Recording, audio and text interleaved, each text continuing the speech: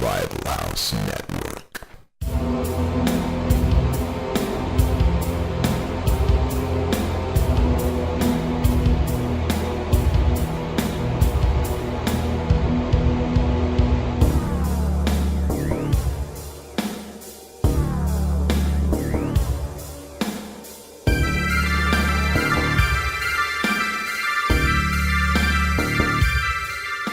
What's up, everybody? Another BTM commentary, continuing our October Blitz with Halloween 6, the theatrical version. We got Josh James as a special guest on this one with Zach and I. What's up, everybody?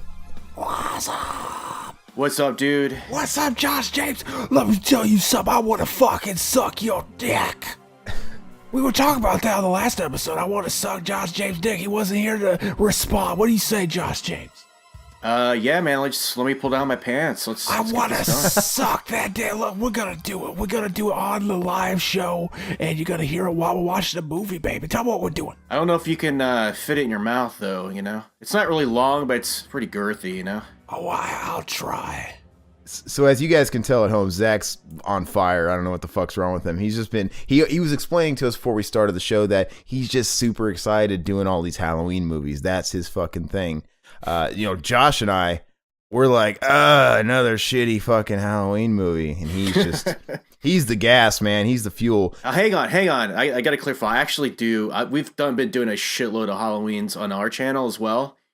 And I can't get enough of Halloween. I love them. It's just that I've been doing a shitload of editing too, because we're doing a lot of, extra content for our channel for Halloween as well. So I can feel your pain a little bit. It's just kind of like, it's always a peak when you hit Halloween season, where you're going to do some extra things here or there. So I feel you. You got to hit the reserves, Let's just go ahead and roll into the movie. Let's not take too long doing that because it's going to be a shit fest. It's been a long time since I've seen the theatrical version. Zach and I did the Producers Cut earlier in the year, last year. I don't even remember. And you's going to hear that right before this one drops Friday for the Revival Classic. And it's going to be like the Alien double feature, baby. If you guys are following along on podcast networks, that's correct. All right, so we're going to go and get started. No more dilly-dallying around. 3, 2, 1, play. Hell yeah! Here's that fucking Miramax Skyline. We all know what happened while they were shooting this. Fuck it, what's his name? He was grabbing chicks' tits. That fuck up. He's fired. Now fuck him. So if Zach's gonna suck my dick, I think I can find some extra energy for another Halloween movie. Exactly. Won't that put you to sleep? I'm confused. How do your orgasms work? Did God make me fucked up and I'm just busted? Yeah, you're a beta. You're a beta. You come and then fall asleep. Hey, on that topic, I got to tell you guys something. So before we started recording, Josh actually asked something interesting because Zach was already in full rager mode. He was like, "You fucking soy boy cuck motherfucker beta bitch." I'm like, "What the?" Because usually he waits to get in character when we record because it is a character. Don't let him fucking fool you. Anyway, Josh says, "What the fuck, man? He's already ready to go and we're not even going." And I said, "Well, I would address it on the show, Zach. It's like the haunted mask. It's like this persona of yours. It's like you're wearing the haunted mask from Goosebumps. And first, it was just on Mac and Zach. It was segregated there. Then here, it's just spread, and it's just all the time. And now it's seeping into your personal life. Like, literally, I could call Zach up just to shoot the shit, and he'd be like, "Hey, fuck your grandmother, soy boy. I'm going to nut your face." I'm like, "Bro, I'm just calling you to say happy birthday. Fuck me. We're not recording." I think Zach took the method acting a little too far, and he's just been sucked into the character, and it's becoming him. Exactly. They're fusing together. See, people talk about fucking Heath Ledger and how he took method act. Fuck him. He stole from me. I fucking showed him how to do it. He was taking my acting lessons. Fuck, you guys are fucked up. You think he came up with that? Fuck you. I'm just worried that you're going to become so consumed with this persona that it's going to become your lifestyle, and you're really going to start cruising for dicks to suck. Exactly. You know what I mean? Like, we're going to all get together in New York or wherever the fuck, like we're planning, and you're just going to be like, "Hey, this prostitute you guys promised me, can it be a dude? I'm like, all right, I guess. Fuck yeah, we're gonna call the Hour Boy. He's got a 10-inch cock, he said. He was in Vegas. I don't even know where the fuck we're going anymore, so I'm confused. I'm sure, but Zach, I'm sure there's Hour Boys all over the fucking planet, so don't you worry. There's a lot of guys in that business. Exactly. Hey, I got a question for you guys. Do you think Michael actually fucked Jamie, or do you think they just like turkey basted this shit?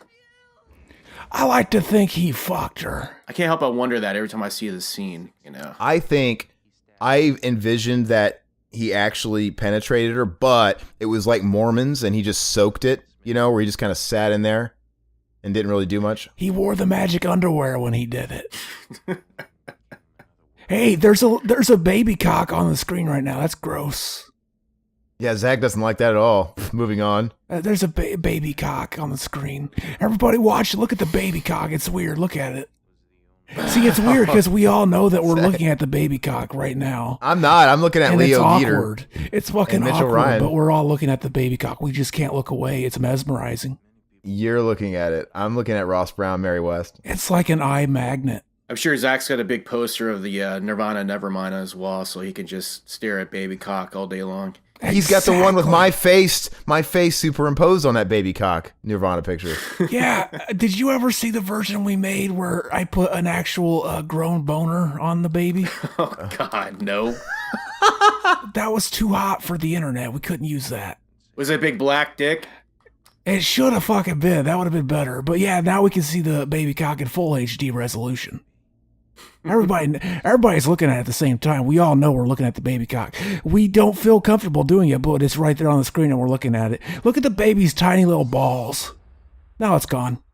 Do you think that the baby in this movie, who's an adult now, is just like, man, what the fuck, my junk's all over this movie, right? Yeah, they fucking child nudity. I would be fucking proud of that shit.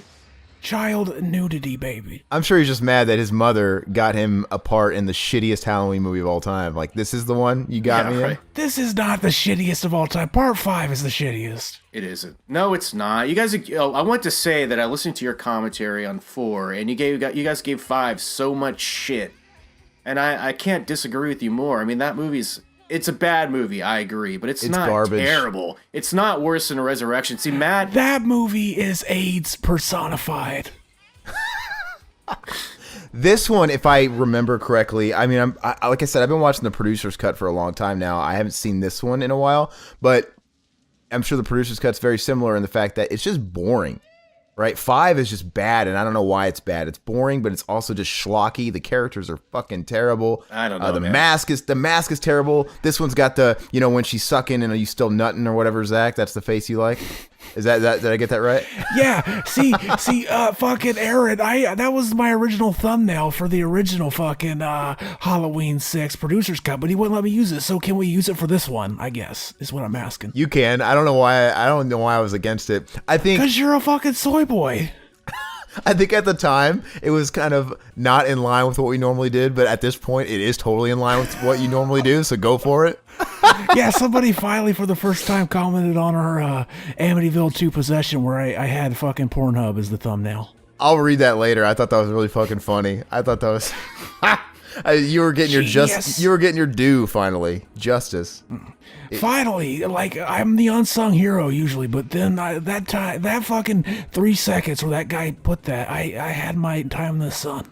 But go ahead, Josh. Let us know. Like, you like part 5? Why? Yeah, I like part. I have no problem. See, I guess it's just because of the timing of the Thorn trilogy. Like, I like 4, 5, and 6. I don't hate the Thorn trilogy as a lot of like big horror fans do. I think fine. It's a nice companion piece to 4. Like I think they flow. I mean, I have to disagree. I think 5. I do kind of play it up. I don't hate it as much as a lot of people do. But it's not good. And Resurrection's probably the worst. Even though I kind of fucking think Resurrection is at least a little funny.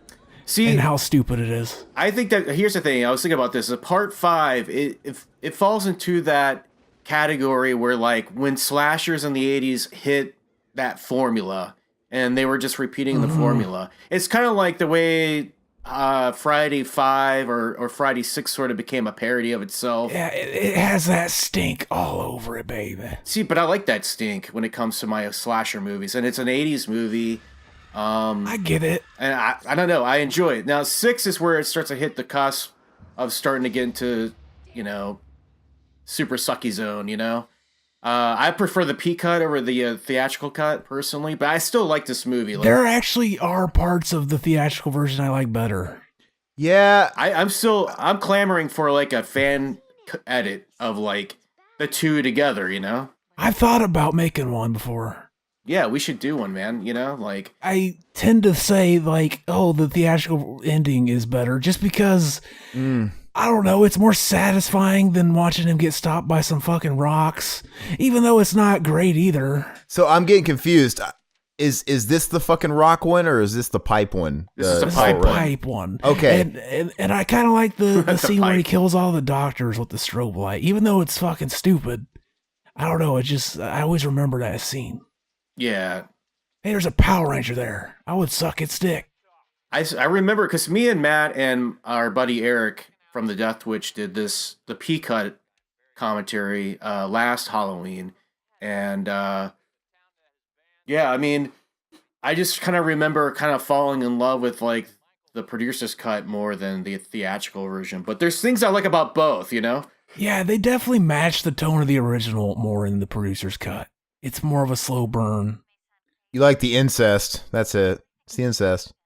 It's the incest angle. Yeah, that's the thing. Like, if you watch this movie and think, this movie would have been better with incest, and the producer's cut is for you. It does. The incest part doesn't make sense though, because I mean, if Micheal Myers, his whole MO was to kill his relatives, he did it with Jamie. Why the fuck why did they have him impregnate her to create another member of the family? Yeah, it does. The whole idea was they needed somebody to pass along the job of being Michael to, right? It makes sense within the context of that movie, but in the context of the whole series, it doesn't. Yeah. They just kind of shoehorn that in. Like, now he wants another character. Paul Rudd, would you suck his chud? No, but you know what? I got to say, the guy's found the fountain of youth. Does he really look that much different? He looks the same, yeah. Yeah, he looks the same. The guy, dude, I don't know what it is he's doing, but I mean, how many years has it been since this movie? I think he's fucking biting the heads off babies. Drinking baby blood. Yeah. And then masturbating in the blood. Why is the Halloween verse so small, though? That's what I'm wondering. So, what are the odds that Tommy, obviously was there in the first movie when the babysitters were killed? And how is it that he happens to be the one that finds fucking Jamie's baby and gets roped into? I mean, I get it. He's obsessed with Micheal Myers. I just had a Mike Tyson lisp there. Did you guys hear that? Epithet with Micheal Myers. I guess isn't he kind of waiting for him to come back? Is that his thing? I don't remember. But I get they just put him in here because they wanted it's got a connection to the original.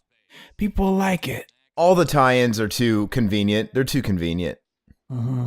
See, in this version, they cut out the line where he says he got skin grafts. So it's like they just gave up on fucking trying to make that shitty burn look good. I always thought that Loomis reveal was very awkward, where he breaks the fourth wall, but he's not breaking the fourth wall. I mean, who else would he be looking at? Why does he turn? Why? I get it. You're talking to yourself and you're answering the lady on the radio, but why turn towards the camera? You don't look at the radio and answer it. I mean, it's far-fetched enough that you're talking to yourself and you're answering the radio alone. But oh, you're such a beta soy boy. Stop pointing out the flaws in this great movie, in this classic movie, Halloween 6, The Curse of Micheal Myers. we just got the reintroduction to that character, who obviously played by a different guy that looks nothing like the guy from the first movie, but that's the guy from Liar Liar, Deuce Simmons. I love a good roast. You know, it's that guy. Exactly. I would fuck that man. He's got such a fucking handsome face. I bet he's got a huge cock. But anyway, like, I remember as a kid when this movie came out, I never got that was Jamie Lloyd. Me neither. It was confusing. Yeah, they really fucked up. They should have brought, Daniel Harris back for this one. Which it's weird that they even cut out the whole kind of explanation in the beginning of the producer's cut, because it explained it way better. Yeah, they should have really did more of a recap or more justice because like it's so confusing. I never knew it either. In fact, I don't think I realized this was Jamie until just I don't know, fucking like 5 years ago when I watched it for the first time in a long time. Funny enough, I think I realized it when I watched the fucking 20 Years of Terror documentary or whatever, the 30 Years of Terror. Something like that. They couldn't find some like working actress that looked more like Daniel Harris. I mean, come on. This chick looks more like fucking Winona Ryder than she does Daniel Harris. Yeah, Daniel Harris even wanted to do it. All they had to do was do a couple of quick flashes of her when she was a kid or something, right? You know what I mean? Like little edits in there. They did do that in the Producers Cut. That's okay. They did. Okay. Yeah. Well, then that you know what? Then I remember that, and that's a lot better. But in this one, it's super confusing. This is the one I rented on VHS. You know, fucking in the mid '90s. We rented this when it first came out. I never fucking put 2 and 2 together with that. But by the way, I think Donald Pleasance was like, "Fuck the makeup. I'm not doing it." So they wrote in that line where he got reconstructive surgery or something. It's fucking better, honestly. That the makeup looked like shit. Yeah, there's no giant boil. Yeah, in his face. Yeah, the ear is gone.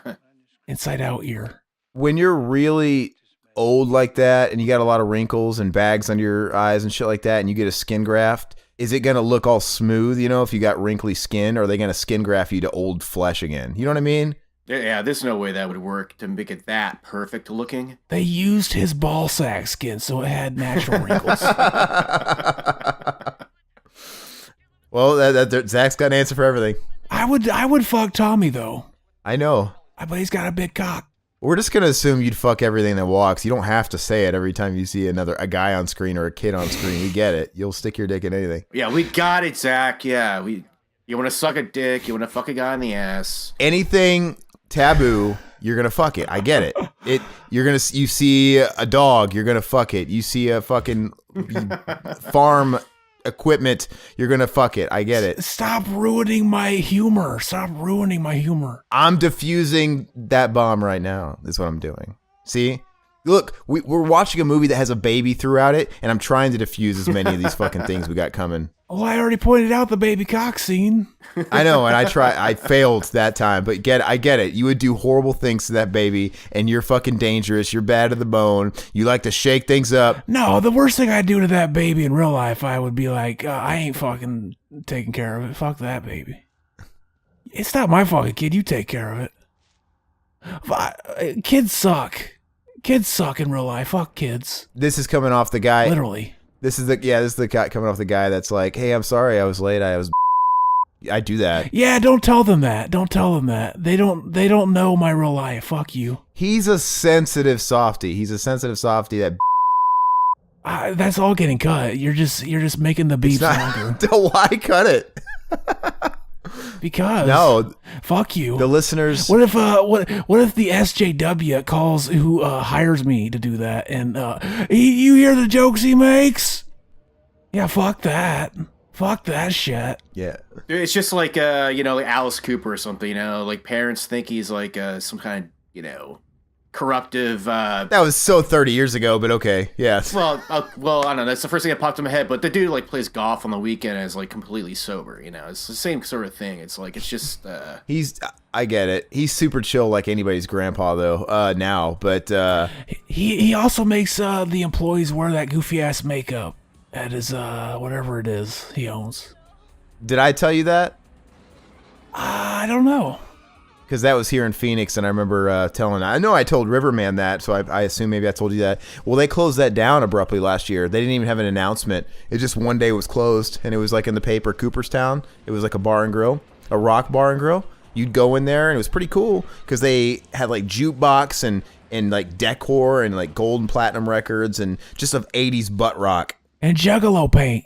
No, well, yeah, and then like the hostesses and the servers, they'd all have like the Alice Cooper makeup, right? The lines and down the lips and the eyes, and it was pretty cute. But you can go in there and they'd be playing some fucking. It was pretty cute. It was pretty cute. It was. It was pretty adorable. But anyway, yeah. It was like a Halloween costumes. That's pretty funny. It's pretty fucking magical. It's pretty funny. It's cute. He actually played a couple towns down from where I live, like just recently, but the tickets were like so goddamn expensive. I was like, no, that's not gonna happen. But I would love to see Alice Cooper once in my lifetime. That'd be amazing. They had to have been secondhand tickets. How expensive could they have been? No. I went through the website. It was like $150, $200, something like that. No, there's something you're missing there, Dude, I'm fucking serious, man. They were real expensive. They were. You calling Josh James a liar? You could invite him on our show and call him a liar. You think that Josh James is involved in a conspiracy with Alice Cooper tickets? Fuck you, my friend. Fuck you. Well, dude, the first place I go for tickets is not going to be Craigslist. I went to the ticket links for the venue or whatever. It's okay, Josh. We believe you here. We believe all men. This is a manly safe space. If you're male, no one's accusing. Well, think if Zach fucking resides here, for God's sake. It's a safe space for guys that say shit. Exactly. But no, the ticket thing, I just know if you go through Ticketmaster or whatever, all the third-party ticket sellers are linked in Ticketmaster. And things like that, the official sources, and it throws people off all the time.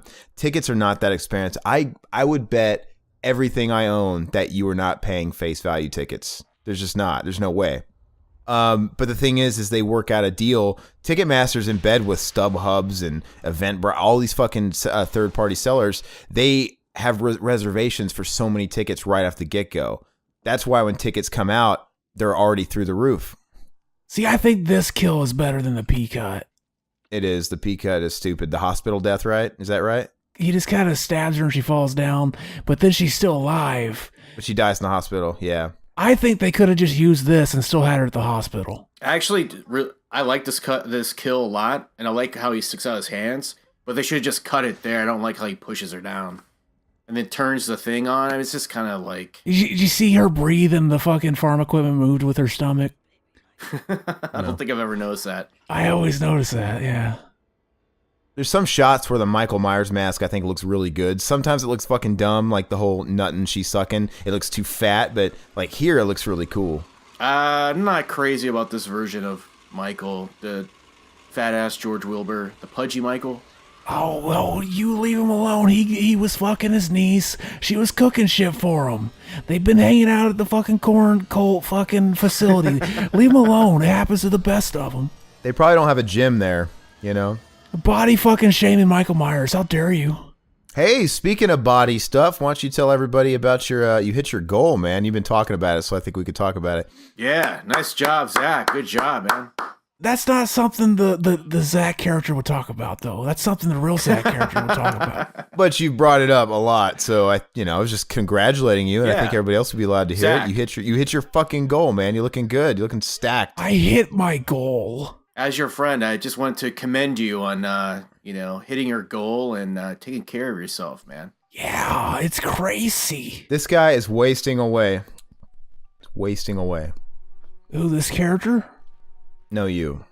Oh, why? Because you're like hardly there anymore, man. You've lost so much weight. Oh, I thought you were making like a fucking reference to like, I feel you fading away. Or whatever the fuck it goes. Whatever it says. I feel you fading away. Yeah. I was going to say I love all these day shots in this movie. It actually looks like the Midwest. Look at this dime store Vicki Lawrence. She hasn't, that's what I always thought the mama's family.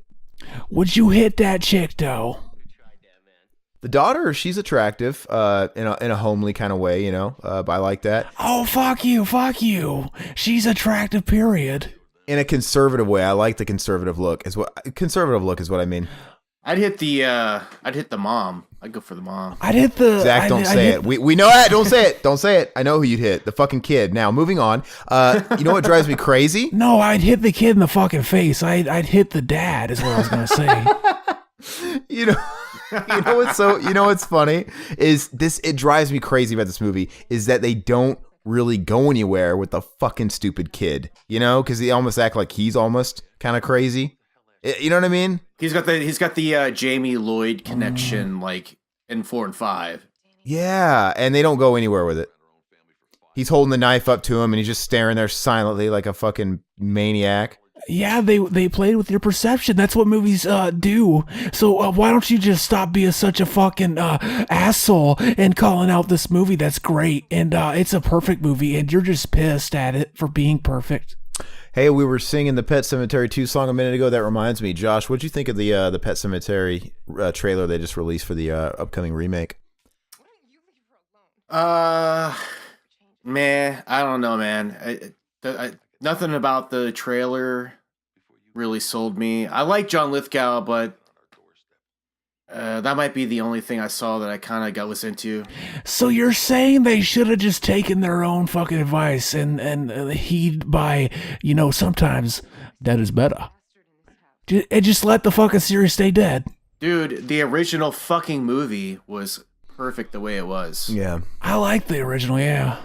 I don't really need a remake, so I'm not really that interested in it, to be honest with you. I saw it and I was like, it's not going to be as good as the original, so why am I really interested in this? And we've been vocal about it for a while now, and agree. I never was excited, especially when it's done by the guy who did It. As soon as It was a huge success, he said it in a fucking news bit or whatever, like, oh, I'd love to do Pet Sematary next. Are they going to remake all these Stephen King movies from the 80s now? Well, it's so viable, it's so profitable now. But anyway, that shit got greenlit so fast, and I was rolling eyes too. Like, do we really need and if it was anything like It, I'm like, this isn't going to be good. But then they announced John Lithgow. Well, here's the thing, dude. Here's the thing, man. I was like, as long as they keep making more horror that has a little bit of, earnestness to it, a little bit, honesty to it. Like, as long as they keep making horror movies. And R-rated horror. That's the shit you like. That's that dank shit. You made a podcast based on that shit. Yeah, well, the thing is like, if they're opening up horror to a new generation of people, then that's a good thing. I'm really skeptical all the time when they remake shit. So I don't know. I really liked it, but I don't know if I have such a tight bond with the original Pet Sematary that I kind of want to reject it, but I'll give it a chance. I mean, honestly, I'll give it a chance. Mm-hmm. I'll give it a fair shake. When I saw the trailer, I like John Lithgow too. That's the thing. When they announced his casting, I'm like, well, that's kind of a nice shining beacon. I'm not a fan of Jason Clarke, but to his credit, the only reason I'm not a fan of him is because the only movie I know him from is Shit, where he played John Connor in Terminator Genisys, and he wasn't a very good John Connor at all. But that's it. He was in that other really terrible horror movie that came out last year or early this year. I don't remember. The Widowmaker or the Winchester House. Oh, was he? Oh, with Helen Mirren or something like that, or something. Yeah, like that movie sucked. I didn't watch that one. I'm basing my hatred of him on very little, so I'll give it a fair shake. And I saw the trailer, and I thought the trailer did the job. I don't know what else to say. It did the job. It was fine. It was good, I guess. But I'm not so easily sold on a trailer because I thought the It trailer did the job too, and that movie turned to be a pile. I mean, it's just I'm still having reservations for it, but I'll give it a fair shake. I thought that movie was okay. Now it's a pile to you? I've always thought It was not very good. Oh, fuck you. Yeah, you did say it was overrated. I thought it was really good. I liked it. You liked it? That we talked about it, I think. Right? I know when we did our review, I just at the time, and I guess it's probably the same, but I just said, I don't know, I'll give it a 5 as far as like a 5 out of 10 because it's just there. Yeah. It's just there for me. I'll never. I watched it. That was the second time I watched it, and it didn't get better. In fact, I never want to watch it again. That's funny because we watched them in the theater, and I was like, yeah, I was in the middle of the road with it, and then you talked me into liking it more. I remember that. Oh, I don't. But anyway, I don't think it's I just think it's there. I think it's... Oh, you go back and listen, you little bitch. Don't doubt me. You don't doubt me. The only reason it gets a 5 and it's not getting lower is because I don't want to ignore the things it does do okay, which the characters are good. The kids do a good job. It's one of those rare movies where they actually wrote the dialogue for kids well. But the movie surrounding it's got so many problems. The pacing, the editing, the way the scenes are put together, and they're ordered fucking fucks with me. What was with that whole like, oh yeah, after the theatrical cut comes out, Blu-ray. About like 3 months later, we're gonna put out the extended cut, and then they never do it. They say that all the time, and then they never do it. Why the fuck they lie to us though? I thought they did. I saw it had a release date. Did it not actually come out? What happened? I thought it did come out. No, there's no extended cut. Are you sure? Are you sure? No, I'm just saying that for fun, you fucking autistic bitch. You fuck boy. Am I gonna have to beat the fuck out of your face with my cock? Bring it, bitch. Is that what it's gonna you lose have to fucking happen? 50 pounds and you got a big dick now, don't you? You lost all that weight. Come over here. Oh, you would love to see my cock. You want to suck my cock, don't you? You quarrer. You're a quarrer. Don't you miss that, like back in the 90s when that was like the worst thing you could call people, like, yeah, you're a quarrer, bro. You're a quarrer. Stop looking at my dick. I know you want to suck it. Yeah, we were all like latently gay, and we gave us no fucks about it. What kind of locker rooms were you in? And your high school sounds weird, man. Hey, you wish you went to my high school. You would have been getting your cock sucked by men all day. You know what? So don't bash my gay cruster. Zach's a few years younger than me, so times must have really changed drastically from my class to your class, and you guys got really gay. Yeah, nobody was listening to shitty fucking Megadeth when I was in school. So, and Josh, he's yet, some years older than me, so I'm sure back in your day, it was the polar opposite of Zach, where it's like, no, everybody's super homophobic. You don't talk about, No, they were homophobic for me, too. 80s were, like we said before, I know we talked about this before, but 80s was like we were just throwing around the word fag a lot, but it was like it wasn't even really, I guess there was some homophobia going on in the 80s. 90s hit a PC level where actually homosexuality is becoming a lot more mainstream, and so that kind of went out the window. And I don't think a lot of people cared as much, I mean, you had bands like Nirvana or whatever, where Kurt and fucking Chris were like making out on stage and shit, and it kind of made... Oh, that gave me a boner. That gave me fucking hard chub. So no, I mean, 90s for me were not homophobic at all, especially when I went off to college. I mean, there was gay couples around all over the place. It's probably like how old you were, because they were really homophobic for me. I was in like grade school, baby. You got to look at one of the biggest celebrities of that era, right? Who was basically a walking homosexual on fire, Pauly Shore. He was fucking metro as fuck. He was fucking gender fluid as all hell. I mean... And he had the hugest cock that just needed to be sucked. I bet. But... This chick right here, her friend, I would pulverize that giant up. Hey, to elaborate on what you were saying, though, about the pros to something like Pet Sematary and R-rated horror being made, it's not just a new generation that's, aside from us and our nostalgic and us being able to separate, things, obviously you said a new generation's getting into horror, and that's always a good thing. It's just good for horror in general, because it's just going to mean that more indie films are going to get greenlit, Absolutely, yeah. Anything that brings attention to the genre, I'm happy. For the most part, I'm happy to see it come to light, I mean... Some of the projects we may not want them because of whatever our personal hangups are, but dude, mark my words. Once they sell this Friday the 13th feud, which I think they're on the verge of doing, they're gonna be making more Friday the 13th movies for sure. I mean, Oh, they're going to go from 1 to 100. It's going to be like Romero, going 20 years without making a dead movie. Then all of a sudden he made 3 shitty ones, like in quick succession, I think they're going to start busting them out. We might finally get that found footage Jason movie that nobody wanted. Just like Romero. Holy shit. I don't want that shit. I don't want that Mind shit. blown. Or Jason in the snow. We got to have Jason in the snow. He's going to be in the snow. He's cold, Jason. We gotta see what he looks like in the snow. That's like the most basic bitch idea for a Jason. Well, we haven't seen Jason in the snow before. That'd be great. That's no more basic bitch than Jason in space. Yeah, that's true, but I think that's even the fact that it's so basic bitch that he went to space is like almost comical. That they had the balls to actually make that movie. That I almost respect it, But it's like, well, what? They're going to reboot it again, and it'll just be at Crystal Lake. But if they did want to make a new franchise out of it, where do they just do it like the original franchise and keep everything at Crystal Lake for about 6 installments? Or do they do they twist it up again? And do they You gotta have the lake. I think the first thing you gotta do if you're gonna bring back Jason in any kind of traditional sense is just give us a straight up Friday the 13th slasher with Jason by the lake. And I'm talking about a real lake, not a swamp or somewhere where it's cheap to film. I mean, like a lake in New Jersey somewhere.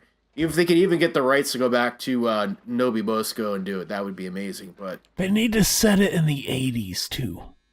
Are we really going to have a third movie simply titled Friday the 13th, though? Exactly, though. Why wouldn't we, though?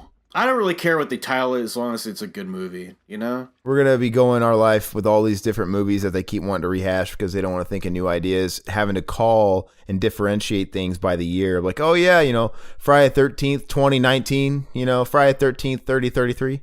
Honestly, dude, I've already accepted that as an eventual fact of the way the culture's going. I mean, we're becoming the old and the new don't care. So essentially, we're going to have to go Halloween or Halloween 78. Or Halloween Rob Zombie, it's like we're already calling the new one H40 or Halloween 40. Yeah, I call it H40, but by the way, I got my tickets. I'm going tomorrow night. Did you guys get tickets yet? No, I'm gonna look into it tonight. I actually don't. I got to figure it out. I was either gonna go. I can't go tomorrow night. I was gonna go Friday immediately after work. But I'm gonna look into my tickets tonight. There's a drive-in about 30 minutes from me that's playing the original and the new one. Go to that, dude. Are you kidding me? Oh, yeah, that's Holy pretty shit. cool. Yeah, it's pretty cool. I was gonna watch the first one myself in preparation, probably tomorrow night, but I'm just gonna go by myself, honestly, because I want to go at such an early hour. I probably won't be able to find anybody that wants to go with me. I don't really want to go when it's all fucking hectic. You're not gonna find anybody that wants to go with you because you're a fucking soy boy bitch. Don't lie. Hey, guess what? Anyway, moving on.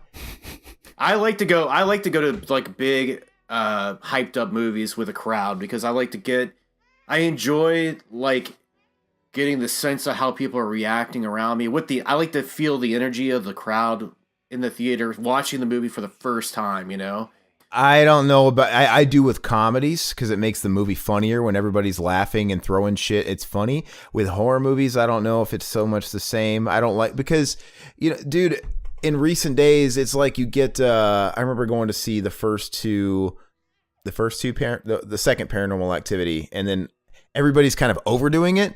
You have all these girls and shit like screaming and crying. I'm like, it's not scary. They go in. I'm not trying to be a cynical bastard and shit on somebody's good time. I get it. People want to go to those movies, especially when they're all hyped up. Like, oh, it's so scary. It's cool to go in and cry. They go and they want to be scared, so they just they overact it. Yeah, dramatizing. Yeah, it's like the people that want to be hypnotized. They go on a stage in front of a bunch of people, and it works. I actually, I knew none of the stuff he was saying was true, but at the same time, I just wanted to do it. It's like, yeah, because people were watching you. Yeah, that's a good point. Yeah. Yeah, exactly. You're just kind of reiterating what I already said as far as... shut up, cuck boy. Hey, fuck you for a second. Listen. But it annoys me. It annoys me. It really does. So, on one hand, I don't want to shit on your good time. I get it. It's all in good fun. But at the same time, I also don't want to be annoyed, so I tend to stay away from it, personally. I don't know if he's talking to me now or to the hypothetical people in the theater. But either way, he's a fucking soy boy bitch. I guess I don't know. I live in a pretty decent area where like the crowds that go to my theater are all pretty respectful. And there's a lot of older people. I mean, there's kids too, but I mean, for the most part, I've never had a bad movie going experience in terms of like the crowd being obnoxious or distracting me. I mean, the occasional phone coming on or, somebody like rustling around with a fucking bag of gummy bears or some shit next to me that pisses me off. But it's never like the crowd like going crazy, like acting like, I'm undecided. I'll figure it out. Yeah, I mean, if I get a wild hair and I got a buddy that wants to go, I'll go. Because I have a buddy here that I go to all horror movies with, but he's more of a 7 p.m., 8 p.m. type of person. I'll gauge it. I'll see what's going on. But I wanted to say really quick, the worst audience actually I've ever been to a movie theater with was actually an old crowd. I went and saw that Spielberg movie Lincoln on a Sunday matinee. Oh, God. Dude, it was nothing but blue hairs. I went to go see it because I was doing a paper. I was still in college at the time, and I was doing a paper. And I was using the movie or whatever as a source, and because it was allowed. Anyway, regardless, dude, I'll give it that. People weren't talking and they didn't have cell phones out, but it was a lot of smacking, like old man, old woman smacking on their fucking popcorn, and then a lot of that. And then there was a point in the fucking movie where one poor old man got up, and it's one of those theaters where you pretty much had to. No, I don't think you had to, but he had to go to the restroom or something, and he walks down the stairs, and he's just wandering in front of the screen. He doesn't know where to go. He's lost. And he's fucking down there for, I swear, 5 minutes. Where's it going to go? And everybody's distracted by this guy in front of the screen, and then he finds what he thinks the door, but it's the exit door in the theater. Then he goes out there, and we're all like, and he opens the door and lets the sunlight in. And he's like, oh, that's not it. I'm like, you fucker, sit down. And I don't know. I think somebody eventually got up and helped him to the obvious fucking exit of the theater. See, you're lucky I wasn't there. I would have said, sit the fuck down, retard. I would have pissed everybody off. The only thing that would have made it better is if his pants fell down and a cummerbund flew up like Grandpa Simpson, you know? Like, what do you say? This moment couldn't get any more humiliating, and his pants fall down. I mean, I felt bad for the guy. But anyway, annoying crowd. Very annoying crowd. I feel fucking excited for him. That's probably the most excitement he's had that whole fucking month. It's pretty funny, though. He's an old fuck. He probably doesn't do shit. But anyway, I was going to say, I remember a long time ago, me and my friend Derek were watching a movie. I think it was Derek. It might have been my friend Jared. We were watching this movie, and there's this guy, fucking, he didn't have a cell phone, but it was like a video game. And it was pissing him the fuck off. And he's like, dude, if that motherfucker doesn't put down that video game, I'm just going to go dump my fucking drink on his face. And he did it. And the guy didn't do anything. He didn't turn around or anything. He just sat there and took it. Like, he knew he fucked up. He knew. Like a beta boy, soy boy bitch. Yeah, he was probably Aaron, really. He was probably fucking Aaron. He was probably visiting. And there he was. And we could have met all them years ago. Sorry, Aaron. I don't mean to encourage Zach's abuse of you. Oh, that was perfect. Josh James, he's conspiring. He's conspiring with me, and it's awesome. I just took a drink while I was talking, and I almost fucking choked. Don't lie. You were choking on my big girthy cock. You know it. Exactly. Everybody knows it. And Aaron's cutting out. He started talking and then stopped. I know. He always does, man. His internet connection sucks ass. I think he's in denial about it. Hey, listen. It's not me. It's You're the only one, dude. You're the only one. Every time we do one of these things, you're the only one. No, dude. It is when you come on. It's when we have a third. That's it. It's all Josh James's fault. Yeah, it's my fault. The Illuminati are behind Josh James. It is. No, dude, it's not me. I swear. Dude, my internet is fucking on fire. It's good. I swear. Your internet is beta. You got soy boy internet. Well, I'm on internet with you two, and I don't have any problems over here, and Zach doesn't have any problems with two people on Skype recording, so... No, dude, you couldn't hear me too. It's not me. But we could hear each other. All I'm going to say is... It's that Dollar General internet. All I'm gonna say is, Zach. I heard Zach say, my buddy Jared, he poured a drink on some fucking guy's face or head, and he didn't do anything. And then I cut out, right, because your computer sucks. Listen, you couldn't hear me. Hey, fuck you, and you cut out, and then it came back like 20 seconds later, and all I heard was, cock in your mouth or something, and it's like, yeah, but you know what's funny is Josh James heard my whole story. What's that say?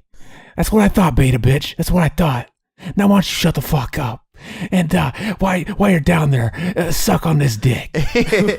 in reality, maybe it's my problem, but I can honestly say I do have great internet. So if it is my problem, it's fucked up because I pay for good internet. And I think my internet speed is better than yours, Zach. Like, we've already been over this. Well, that's what's so great about, net neutrality not existing anymore. Greatness. So now why don't you stop fucking naysaying, because I said your internet sucks, and it does because I said so. What I say goes. I don't know if you'd noticed, but I'm kind of a big deal around here, around these parts. I'm trying to piss him off, and I can't tell if I am. See, this is when fucking video commentaries will come in handy. I'll be able to see his face getting red, and then I'll know when to push and prod and when to back off. I'm looking forward to that live stream, man. That's going to be fucking... I don't get mad because I know Zach's game. He's just a living troll. But I will say, once again, it's really starting to consume you because your troll level is all the time now, and it's cranked to 100, and it's obvious. So I don't get upset about it or anything. I won't let you get me. But it is, dude. You try really hard now. Really hard. What I know is that I don't take anybody's opinions unless I first fornicate with them. So you should stop talking unless you want to, Am I going to have to de-escalate this situation so there's not another Mac and Zach situation going on here? No. That's what it should be referred to. # the Mac and Zach situation. No. You see, Aaron got mad that time. He left. I did. I could tell Aaron's getting mad when I tee up a fucking a promo for him and he totally misses it because he's too zeroed in on combating you. Oh, did I miss one you teed up? I didn't even know. I was teeing up the live stream for you, and you just totally, you're like, hey, you ran over it to get to Zach because you're so focused on that. Look, normally the most important thing to me in the world is self-promotion. I get it. But I think in this case, there's one thing that usually goes over that, and that's preserving my alpha dominance in this relationship. Because... Oh, you know you're not the alpha, baby. I am the rooster. I am the rooster and Zach is the hen. I do the fucking... You're the fucking table. You know your place. James Hetfield fan, we know. We know what you aspire to be.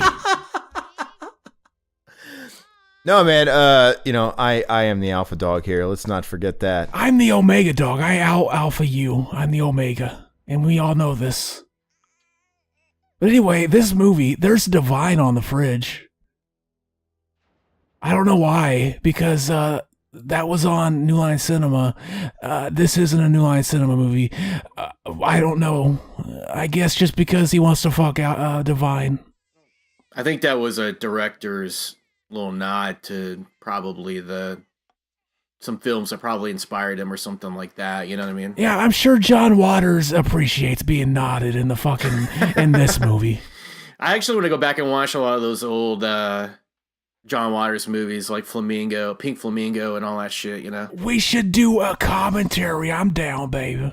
Yeah, I'd like to go back because the last time I really watched a lot of those movies was like back in the 90s when I was in college, and I just remember being like impressed by their creativity, but being just like...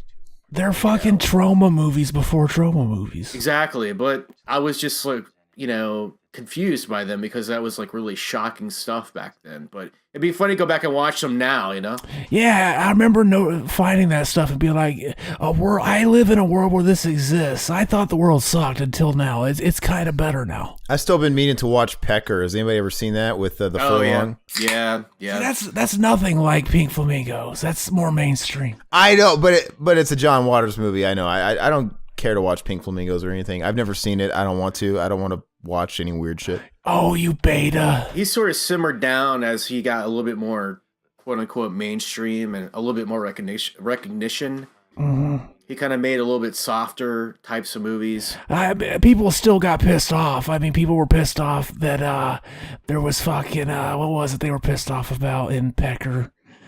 Oh, it's fucking I forgot what they were pissed off about. Is it still streaming? It was streaming on Prime or something for a while. I don't know. I regret not I'm surprised you haven't watched it since you want to fuck Edward Furlong so hard. True story. But yeah, I just didn't get around to it. Oh, speaking of which, did you send me that video, Josh, where it had the Furlong going to be at a con, and who was he with in that video? Yeah, somebody else had posted that on Facebook, and I saw that. I was like, oh man, I got to forward this to Aaron because it's the most recent like piece of video of Eddie Furlong that I think we've seen in quite a while. Who else was he with? I don't even remember. Fuck, somebody that's always at cons, I think, right? Somebody that was pretty... Yeah, I remember. It was Bam. It was Bam Margera. Oh, okay. Oh yeah, Bam Margera. See, he's such a has-been. We forgot who he was in 5 minutes since we saw the video. You know what's funny though is all I could think of was, well, Eddie Furlong didn't look horrible there, right? He looked, Yes, especially standing next to Bam Margera.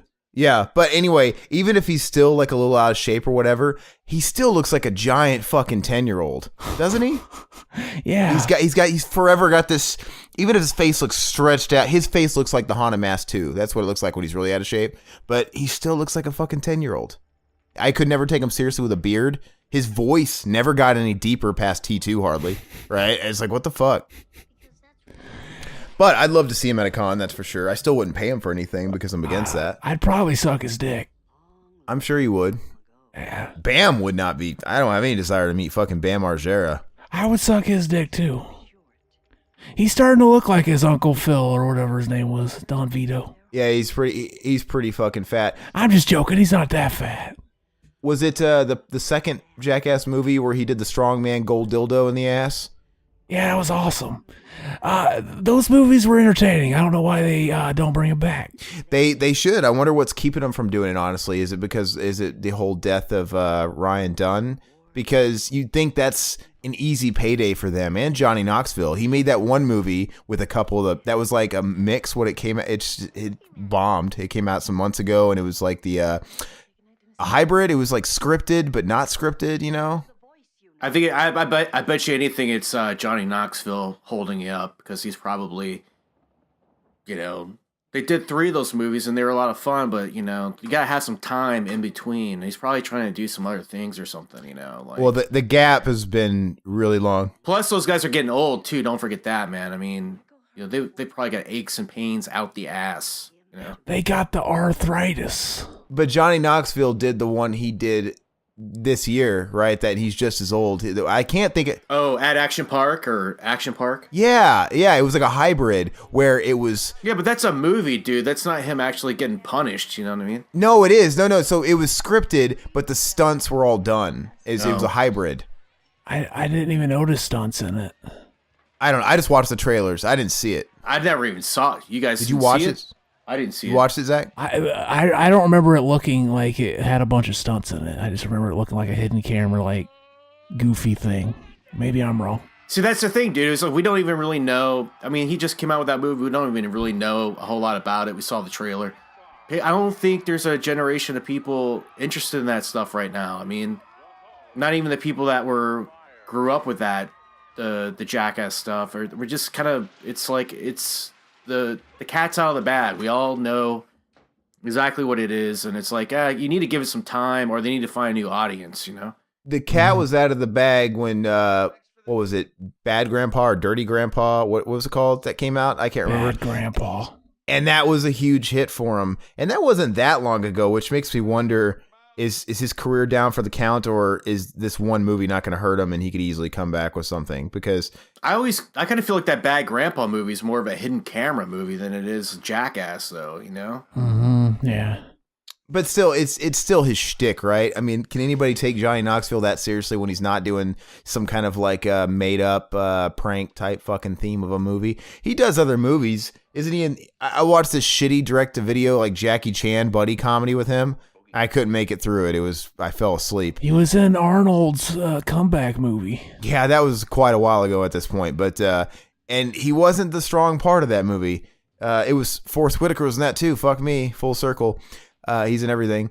But what the fuck was he in? A guilty pleasure, man. I think The Ringer's hilarious. He can do it. He can make a movie that's not based off hidden camera shit. Oh, you're such an asshole. You think it's funny to laugh at retarded people in movies? I think that movie's hilarious, and you know what? I think it's also really funny. They mix the cast up with people with real special needs, but what kills me is the actors that are playing the mentally retarded people that aren't really mentally challenged, and how overdone it is.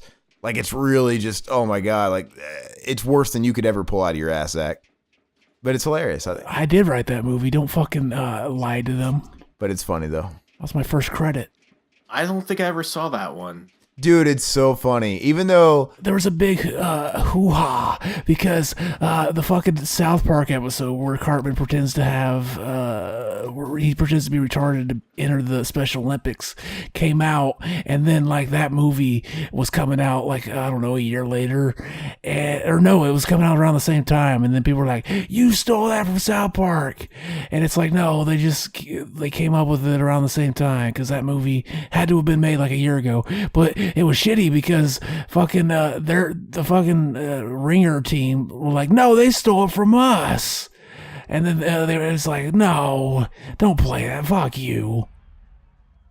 This guy's death is actually better than the producer's cut.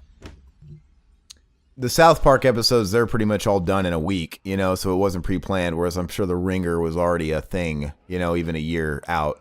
So oh, what do you think? They read his script? You think they read his script?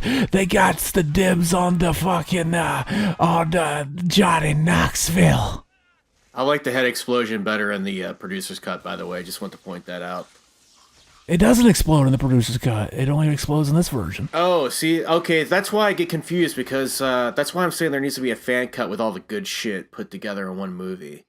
yeah, what's different about the producer's cut death?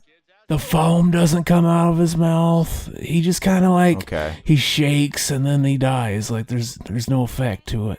Gotcha. I just wanted to talk about the movie we were watching for like 1 second, because It's funny though, because I remember back before the movie was like the producer's cut was released officially, people were like, "Oh fuck!" People basically acted like the fucking producer's cut cured cancer. Like, oh, it made such a shitty movie so much better. It made it Citizen Kane, baby. But it's like, no, No, not at all. But they were basically just sucking its dick on every level. They're like, oh yeah, this the producer's cut doesn't have his fucking head explode. That's fucking stupid. It's like, no, it's not. It's fucking entertaining. Something actually happened in the fucking theatrical cut. You don't like that something happened. Fuck you. as I said, like in our commentary last year we did for P-Cut, me and Matt and Eric, there's good things about both cuts that they, you know, we just need to fuse them together. But if I had to pick one, I think I'd probably go, I don't know, the first half of the theatrical actually is, I think, really good, and then the second half of the P-Cut is really good. So I don't know. Really good? I think you're being a little loose with those compliments, but Well, The weird things they added on the theatrical cut, they added a bunch of like jump cuts for some reason, like of just flashes of later in the movie. Like, why'd they do that? That was a bad idea. I said in, like, when we did this for a version of this movie, I said that I liked all the shit that's in daylight for some reason is really good. And then when nighttime comes around is when the movie shits the bed. It just stops. It has a totally different tone. Oh. In this version, he doesn't get in the wrong car. He gets in, presumably, what's his car. Mm-hmm. And then fucking Michael's in the back seat. How did Michael know which car was his car? I don't know. That's a plot hole in this version. They were going to get fucking Howard Stern to be in this movie, and then they got this slack-jawed yokel in this, like, as his replacement. Yeah, Howard Stern refused to do it. yeah, of course, they approached him. Oh, God. Imagine if we had to look at Howard Stern's ugly fucking mug in this scene. Oh, it'd be hideous. Why do they think Howard Stern was fucking riding at his highest peak when this movie was coming out? Why did they think he would do this? Why wouldn't he? Well, why wouldn't they ask him at least, you know? He would have been a huge draw for this movie because of the times, you know? I would have done it. Yeah, give me that fucking check. I get to be in a Michael movie and I get to be killed by him. Cool. That'd be interesting to, is there any, like, sound bites of him talking about being offered this role or anything? No, but you could find plenty of him getting a buddy to stick something in his dick or something. Not anymore, that's for sure. So yeah, he thought that was he's like, you know, I don't do that. I'm an artiste. I record the voices of people putting shit in their floppy cockskin. Dude, not these days, dude. Howard's weak, man. Yeah, I was going to say, he's got the kid gloves on now. He's almost as beta as Aaron now. He became an old he became an old man. He's like Larry King. He wants to be Larry King or something, and I don't understand it. It's just. Did you see that Comedians in Cars Getting Coffee with him? No, I didn't see that one. Oh man, it's brutal. It's just like he's so because he steps out of like he's out of his comfort zone, which is a studio. You know what I mean? So it's just like, oh man. Did he finally come clean and admit that he was Joey Ramone all along? He's a fart man. They were gonna make the fart man movie. That was like a thing for a while, and it just never actually got off. You know, that's too bad. I would have loved to see the fart man. Actually, I think what happened was they asked him if he wanted to be in this movie, and he said, "No, I got a real fucking movie I'm gonna be in. What one I'm anticipating getting an Oscar for? Fart Man." he said no to this, but wanted to do Fart Man. I'm pretty sure this is around the same time as fucking Private Parts, so I'm pretty sure he was doing that. And Private Parts is actually a pretty good movie. That's a good movie, man. I can rewatch that one. It's a fucking rent. This part's different. Private Parts is a good movie. It's just part of me's like, it's not as good as it could have been, even though it's really good as it is, because Howard Stern, and the movie was pretty light for it being about the shock jock, the shock jock, right? Yeah, that was tame shit. It was pretty tame. No, you know what though? I think that was good though, because I think he needed that at the time to show that he was just like a normal person, because he gets a lot of hatred, No, he needed it to make Freddy Got Fingered of his time. We needed to see him jack off a cow in the first 20 minutes. Even though he said though on his show since then that when they did that movie, it was very schlocked up as far as the romance, him and his wife, and the whole happy ending with him being a family man. He's like, all that was shit we had to do. Yeah, like, how are we supposed to believe he would get a chick that hot? Yeah, his real life wasn't attractive Allison, at the time. Whatever her name was. Yeah. But anyway, it was all very much Hollywoodized. And well, it's a fucking movie. What would they do if they made a movie of your fucking life, Yeah, I would have casted like a black dude with a huge cock to play me. I would have cast the hottest chick I could have found to play my wife. Look, she got little tits, but I still fuck them. I like the titties. I like all titties. What's wrong with that guy's earlobes? They were huge. I know. I noticed that too. I was just thinking about that. His Adam's apple was fucking amazing. I would fuck it. I have to admit, from this side of, if you're listening to this commentary right now, it's a really interesting exercise. I try to navigate one of these commentaries with these two dudes, and from my perspective, like, you have no idea. Is it me or is it Zach? It's like it's both of you together. You're so different. It's like you're running back and it's like you're playing a basketball game in high school. I'm like a fine wine that just ages better the longer I talk. He's like autism personified. No, Zach is meth that is slowly wearing me down. And my teeth are rotting out. Oh, listen to Aaron. He's fucking lobbing the autism grenades at me again. Why you always gotta do that to me? It's so funny. But you say that as a third, but like this is what I deal with when it's just us two, because we're just both fighting for the fucking crown here. I don't know. But you don't have to think of, you're not thinking about what it's like from my perspective at being in the middle. It's like, like you're in a high school basketball game running back and forth, from one side of the court to the other. I'm not complaining. I enjoy it. It's just, it's an interesting experience, A funny thing to say real quick, that scene where that guy gets his throat slit. As a kid watching the VHS, like, you couldn't see the throat cut, like, effect so good. So I always thought he died because Micheal Myers cut his armpit as a kid. That's what it still looks like. Yeah, I was like, holy shit, you could die from somebody cutting your armpit? That's crazy. I better never put my homework in my armpits again. I might get a paper cut and die. Your analogy about the whole basketball court thing does make sense, because we do have to be on opposite sides of the court, because if I sit there and took the bait and elaborate on everything Zach said, this would be nothing but a stroke off session talking about sucking dicks, right? He says something shocking, and my thing is I just kind of ignore it and say something else. I shoot the nut up in the air. I alley-oop it, trying to get it to his mouth, and he just fucking moves his head like I don't even want it. Like, I set up these great jokes for him, and he just fucking drops the ball. Like, where does this shit come from, Josh? Like that, right there. Alley-ooping fucking cum loads in the air. I don't fucking know. See, and he's breaking character. Somehow it hangs together real well. It works, but it's just interesting to be thrown into the mix and just kind of be in the blender of the commentary and be like, we take you out of the frying pan and into the fucking fire, baby. And it works perfect. See, you said blender, and I thought that was going to trigger Zach to do something with like cum and a milkshake and a cocktail and something gross, and he didn't go there. He surprised me. So I don't know where you would even get that from. That wouldn't even cross my mind. I don't know. He said blender, and it sounds like a gay thing. It sounds like a threesome. I don't know. I'm trying to think like you, and sometimes I try too hard. But, I don't want to go there anyway. We'll take it. What do you mean? Why do I think you would go there? You just talked about shooting a cum load into the air, alley-ooping it, and me fucking catching it with my fucking tongue out like a grape.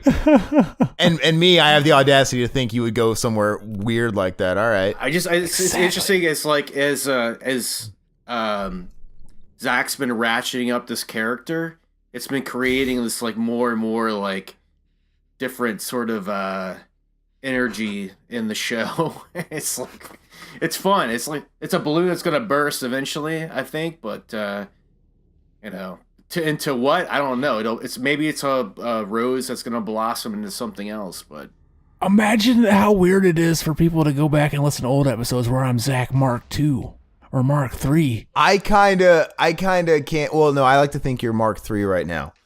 Well, no, hold on. Let me think of it. Mark 1, technically, if you want to be real specific, is the first time Zach ever called in on our Halloween special fucking years and years ago, where he was shy. Josh, have you ever listened to that?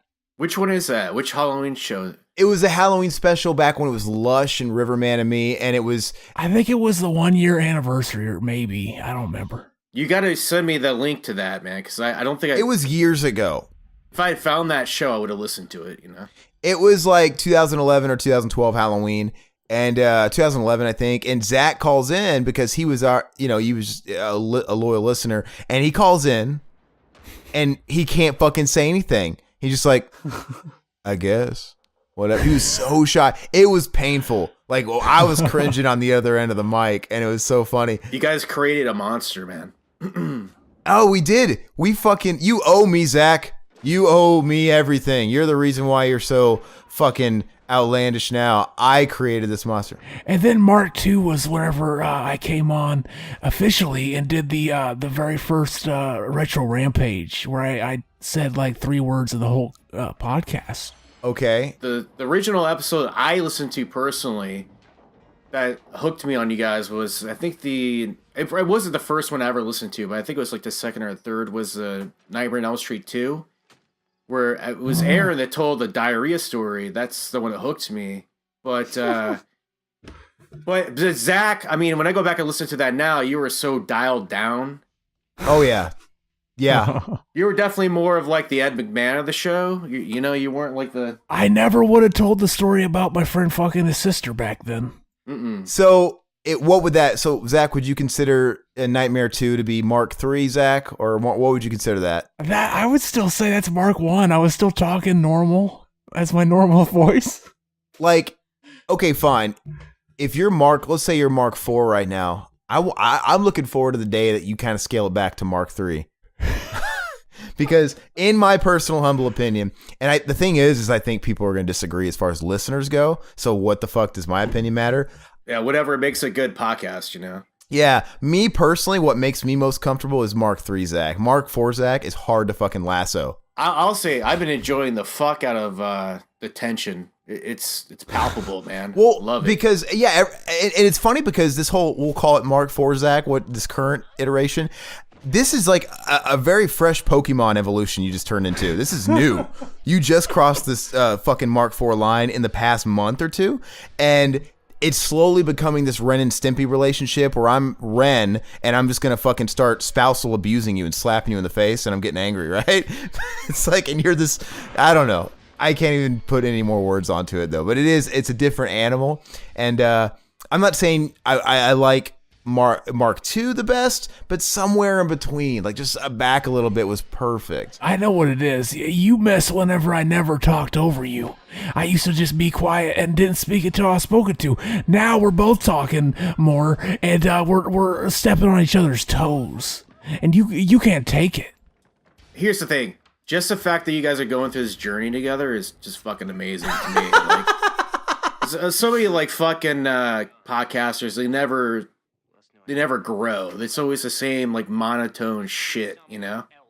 And that's not good podcasting in my opinion, personally. Well, you have to understand, if anybody out there has been like with us for a long time, you can see the evolution, like even pre-Zach. So let's say post Lush, right? And it was just me and Riverman. Back when you were Red Rocket, dude. Dude, fucking that's way old. But no, fucking Red Rocket days. But even like, especially when Lush left and it became a twosome, and then even into like when Corey G's and shit came on, I had to steer the ship because Riverman's definitely an Egg McMahon, right? He's more of a side. It's just his personality, and I drove the ship. And I'm not saying that I have to be, at least 60-40 and like the dynamic Zach and I have, but 50-50 is cool. My thing is you start towing the line and going, you're taking the fucking chief majority now. It's like you fight for that 60-70%. And so I feel like I have to try really fucking hard to push you out of the way so we can at least meet in the middle. That's all I want, is at least the middle ground. Fucking 50-50, the guy says he's apparently the alpha male of the group here. So. Well, no, but 50-50 though. Ideally, I've always been the one steering the ship. I've always been. So ideally, I'd like to have majority. You lost control of the ship, bitch. The ship is controlling you now. Who's driving who? You don't know. You don't even fucking know. Okay, I'm riding my motorcycle down the street. Then all of a sudden, the front of it turns into your face, like a Need for Speed. Yeah, like Freddy. Or I'm the fucking rock that you hit, thinking, oh, you're just gonna ride right over it. But I make your whole fucking shit crash, bitch. So maybe the ratios were a bit off, but what I'm saying is, it used to be pretty streamlined where, okay, the way it was all divvied out, I led, Zach followed, and call and response, it works very well. And it was more of like a 60-40 type thing. Now I just have to work really hard to keep it balanced. That's all it is. I have to work. It is doable. Like here's the thing, here's exactly what's going on with you guys. In my opinion, like, it's just if you think about all the comedy duos that ever worked in time, there's always like the two things. What are they? The setup and the execution, the punchline, straight man punchline. Yeah, exactly. That's what you guys got going on, man. And that's not an easy thing to just, I probably shouldn't pull the curtain back too much, but that's kind of what you guys got going on, No, I don't give a shit about transparency. No. So that's always what it's been. Even if you go back to, let's say the first time you ever came on and guested, when I think we did, I can never remember, was it Basket Case? Case, yeah. That was a previous Mark Zach. And even then, I was very comfortable being, okay, I'll set it up, I'll tee it up, and Zach will take it home. And even then, though, I still felt like I'm steering the ship. Yeah, I mean, somebody's got to steer the ship, I mean, that makes sense. And that's my only critique right now is, I like who Zach is. I like his position. I like what he does, even if it's outlandish and annoys. I claim it annoys me sometimes. Like, I don't want you talking about kids. That's honestly, I'd really like to. I'd really like to establish that line in the sand. Hey, I never even mentioned that. You brought it up. I talked about it, baby dick. That's not kids. Anyway, moving forward. Hey, there's an ambulance driving by. Okay, moving forward though. So I have no problem with that. I like it. I'm very comfortable with that. But what is the key to anybody that does the setting up? It's leading. And I just feel like my only qualm now is, Zach, you're so aggressive. You're like this dog that's been locked in a kennel for a week, and I just went on vacation, and you're just fucking aggressive as fuck. Yeah, you need the ship to be steered correctly. I say fuck steering the ship. Let chaos take the ship. Let the fucking waves steer the ship, bitch. In my personal opinion, this show has existed for a long time. Before Zach, before we had different. This is the best. I don't ever want it to be different. Like, I've already said it a million times. If Zach didn't want to do this tomorrow, or if he dropped dead tomorrow, I'd be done. I wouldn't do this anymore. I'd maybe do some other stuff, but I wouldn't do this anymore. I'd let you come under our show. You couldn't continue on. If I drop dead, comedy would be dead, so you couldn't continue the show. Oh!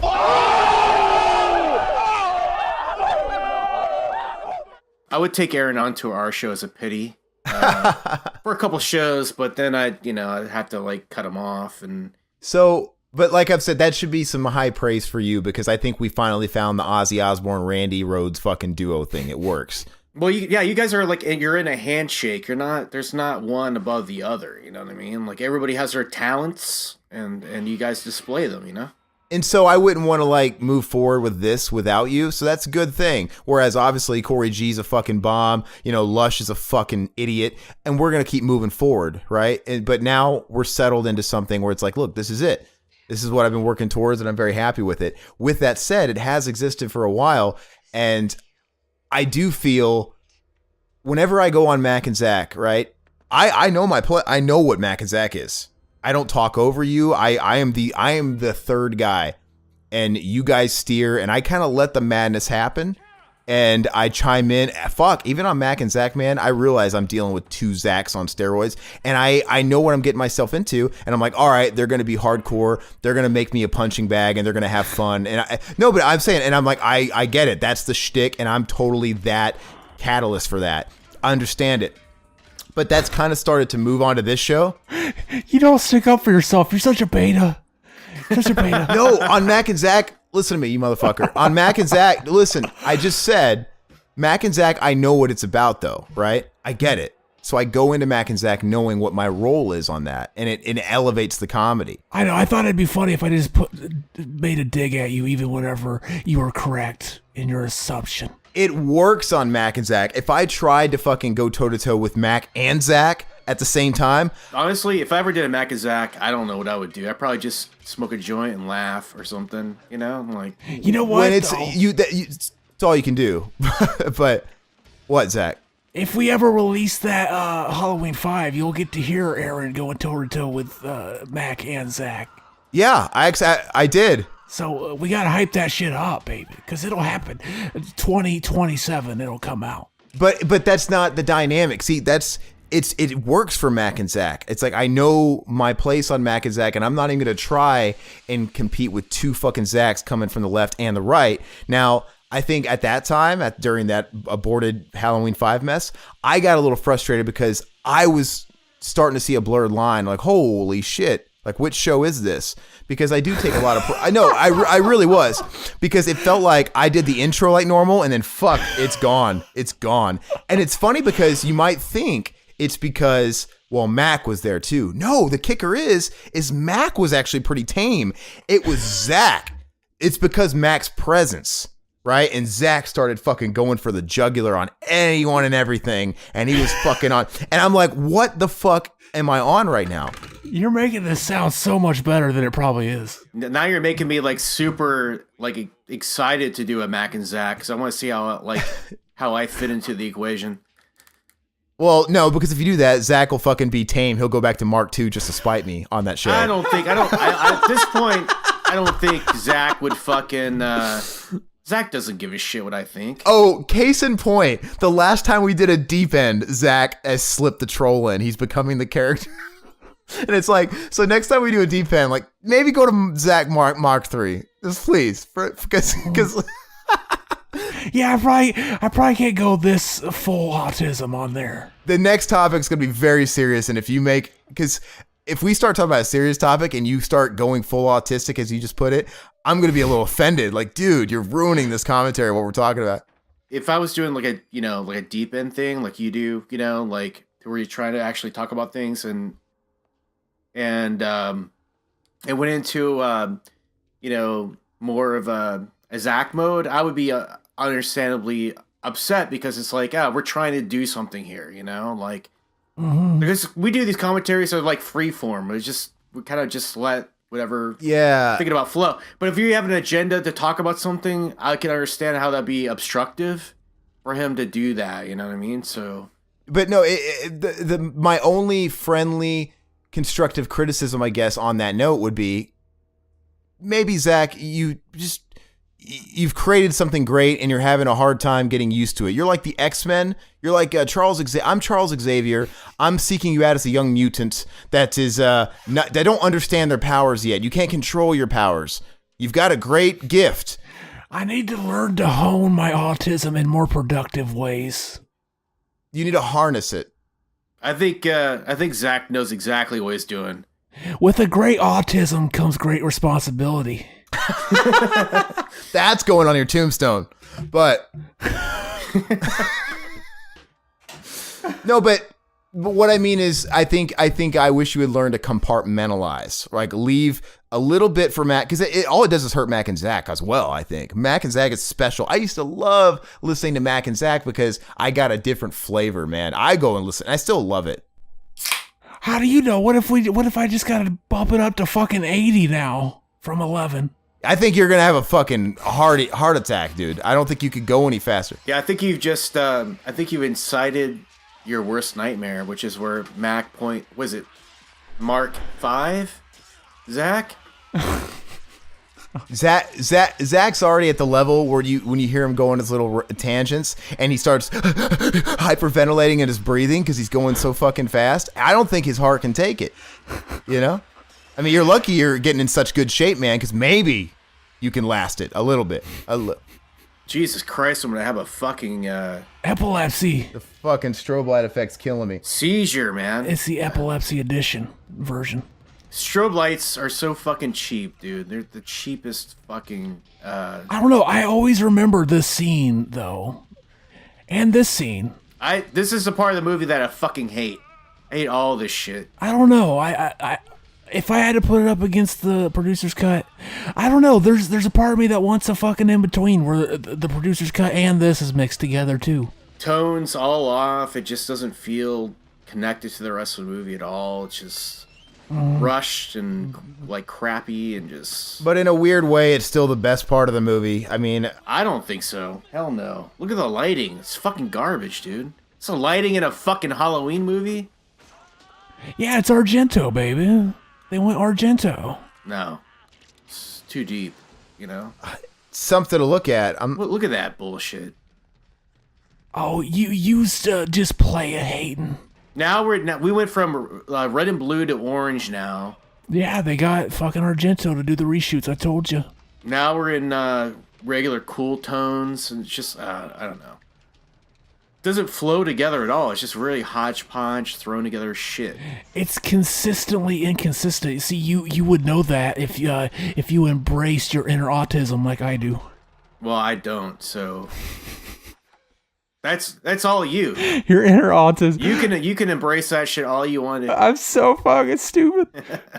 Embrace your inner demons, your inner autism. Dude, you're gonna get gobsmacked, dude. One of these days, you better be careful. It's gonna happen, man. You're the worst thing in the world the last thing you want to happen is gonna happen to you. Not only are you gonna have kids, God's gonna give you like an octomom. You're gonna have 8 little Zachs, and they're all gonna have autism. You're gonna be like, man, I did wrong.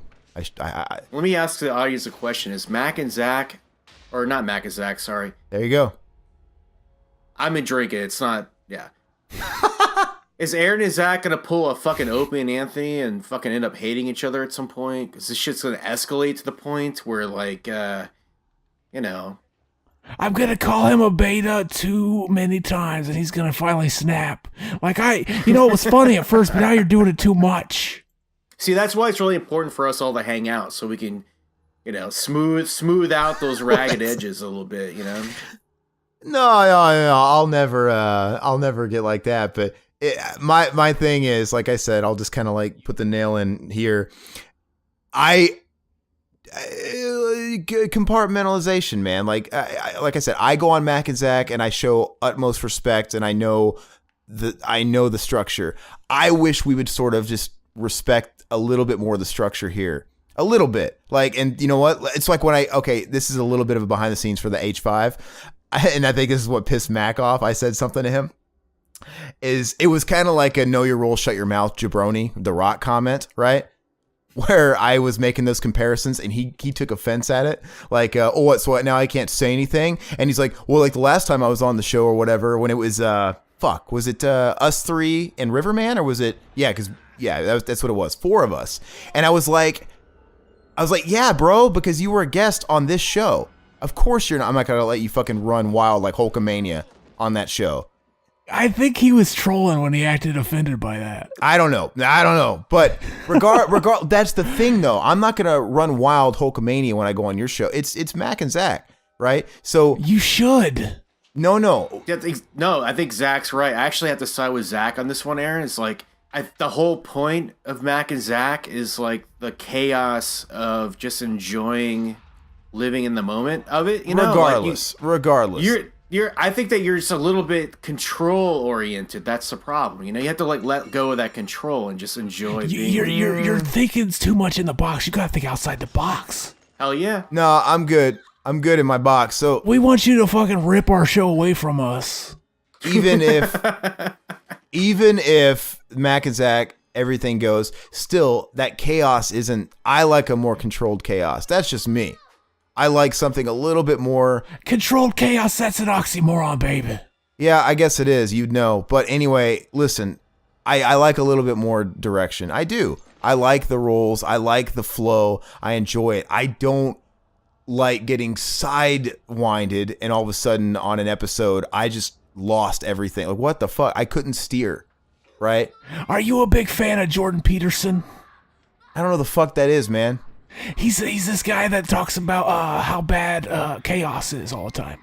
I don't know. I don't give a fuck about that guy, personally, frankly. But I'm saying you got to understand what I'm talking about here. That's all I'm saying is just we should not try and step on each other's toes. Like, I won't do that on Mac and Zach. Sounds like you want people to step on your toes. I'll know that for the future. But on this show, I don't think it's a good thing, right? Personally. See, I guess I had to spell it out for you. You couldn't take a fucking hint that I wanted you to step on my toes. I would just say sometimes. Well, on this show, I don't. You guys calm down. Take a deep breath. Sometimes it's nice to be the pinball, and sometimes it's nice to be the flipper. You know what I mean? Just. I ain't nobody's fucking Wait. The flipper's where I want to be, right? The flipper just sounds disgusting. But yes, I get what you're saying. Yeah, you know, I mean, I if I was going to hang with Mac and Zach, I would just let them do their thing and just kind of like, you know, be the fucking pinball, man. You know, just enjoy and have a good time, you know? Oh! You would learn to embrace my weaponized autism. As hard as that is, probably, yeah. Did I not just say that? When I go on Mac and Zach, I am the pinball. That's exactly what I said. I just realized that weaponized autism should be a shirt. Man, I know. You got a lot of ideas. I hope you're writing them down. Anyway. Revival House shirts. We just missed the scene where Micheal Myers was bleeding green like Troll 2 for some reason. Yeah, let's talk about this ending since we didn't talk about the movie, the rest of the commentary. It sucks. So back to what we were saying. No, I remember as a kid, I always thought this was like whenever you hear fucking Loomis autistic screeching at the end, I always thought that was Michael autistic screeching. Interesting. See all this stuff right here, all this like fucking blue lit fucking neon green shit fucking in the background. Terrible shit. It's not fucking Halloween at all. And by the way, I just want to say the reason why I think that I understand you guys is because I'm a little bit of Aaron and a little bit of Zach. I can understand the chaos. I can understand I'm a Virgo, you know. I can understand like the need for the control. I can understand, and I love the chaos too. So I don't know. I mean, How did you know I was a Virgo? I'm a Virgo. Dude, we've known each other for like 2 years already, dude. So there you go. No, you're a virgin. Don't fucking lie. Beta. Listen, so I'm a Virgo. That's great. So I guess, I mean, I don't know. I don't believe in horoscopes. I just think anybody can look at horoscopes and find applicable things with all of them. I'm a Scorpio. Look, let me say, the reason why I say that is because I've met a lot of Virgos in my lifetime, and they all display a lot of the similar types of traits, which is like, you know, a certain need to want to control the world around them. And I'm actually trying to fight that in my life right now. I'm trying to let things just be what they are, you know? Mm-hmm. I do. I like a little bit of order, but I mean, honestly, Zach is a different animal than, say, Riverman. Riverman was super I love Riverman. Riverman's got he's super chill. Riverman liked that role, and he's be the first one to say it. Zach, like I said, he's a little bit more chaotic, and me, I've learned to, let that fly because there's magic there. But like I said, my thing is it consuming too much, like a little bit sometimes. I give Zach plenty of space. I love his stories. I don't want him to ever not do his shtick, right? But I don't know. I kind of feel like I'm always drawn between these two worlds of like having a creative vision and wanting to make that vision come to life, and you have to have a control over that to make it happen. But it's also like this thing where like if you just let things happen naturally, like they kind of almost blossom on their own, and there's a certain organic sort of beauty to that, like things just kind of happening. Does that make sense? Like. My lord, Zach, I think Josh just said that you complete me. We complete each other. We are the yin and the yang. We are the alpha and the omega. We are one. We are station before they ran together and smashed together into that giant testicle brain and became one entity. Let's join. Exactly. Let's smash. Now you're mocking me, aren't you? No, I'm just kidding. I think I kind of was on accident. But no, it's true. It's true. We are station. We are together, no, separate, we're just two ugly fucking alien chuds, but together we're station, Zach. Exactly. You got the station ass. I do have the station ass. My brother told me one time when he saw me naked. But I think I caused some healing here today. Thank you myself, man. This has been very progressive, and I think you've done a lot for the internal healing of BTM, and I don't think we'll ever finish paying off this debt. This is amazing. I'm very excited. We are station. And you know what? That was a better conversation than anything we would have had actually paying attention to that movie we were just watching. Wait a minute. Is Aaron actually mad at me right now? You're not mad at me, right? No. Okay. This is fun. Whenever Josh gets drunk, he gets really antsy. Like, what do you mean by that? See, I'm actually trying to let go of that. I'm being a little like shticky here, but I'm serious too. No, it is true. We complement each other, and like I said, this whole topic is all about. Well, I'm the alpha, and Zach comes back with, well, I'm the omega, bitch. We complete each other. We're the alpha and the omega. You know, that's the way it should be. There you go. I'll never be as omega as Adrian the Omega, though. Oh, fuck Adrian Mendoza. Hey, by the way, Adrian, you're fucking annoying, dude. Just want to say that. Why'd I bring it up? Why'd I bring that up? I'm just joshing you. Hey, Zach, if together as one we are alpha and the omega, does that mean we're a god? Is that what we just insinuated? Exactly. I see. You know, speaking of Adrian Mendoza, I love you, Adrian. Josh, he doesn't fucking know what's going on. He's not up with it. But what? Oh, come on. What? You know I'm just fucking trolling the guy, right? I know. Yes, there you go. There's the drunk Josh again that's like all shaky about, yeah, we get it. You're trolling. We get it. We're trolling too. We're pretending like we don't know it's a troll. This whole thing's a troll. This whole fucking charade and circus is a troll. Don't worry about it, everybody. Anyway, but I do need to go ahead and go over some comments because, you know, Adrian, you did leave us a couple along with a bunch of other people. So let me see where we left off here. I think on the Pornhub one, why do I keep calling it that? It's Amityville 2. Fuck, that's not the right comp. It's actually the same video. Bradley Taylor, he says, can you guys do commentary for I Spit on Your Grave? You know, Rattlesnake, I think you've requested that a lot, and we are due to do it. I like that movie. We're so stuck on this whole October thing we got ourselves into. So any of these requests, they're going to be looked at for November. And this one, you've been wanting it for a long time, and we need to do it. So Zach, hold me accountable. Let's do I Spit on Your Grave for November. It's going to happen. Let's do it. Yeah. I've been like shying away from those movies because they're so harsh, you know? It's like, I don't really know how to joke around those movies, you know? Oh, I'll find a way. Zach, I have no qualms about you doing that, but I'm just saying, I don't know if I could do it, you know? Because it's just... Yeah, Zach, like he said, he'll find a way. That guy... All the retard jokes you can say about the fucking retarded guy in that movie. Come on, Josh. It's pretty much a big setup for Zach. It's fish in a barrel. It's perfectly for him. But also on Amityville 2, The Possession, we had new listener, at least new commenter, Jia Kong 96. He says Pornhub on the fucking thumbnail and shit. LOL. I'm very happy that Zach got a little props for that because he was so proud of it. Exactly. I fucking made that and nobody noticed it. Nobody said anything.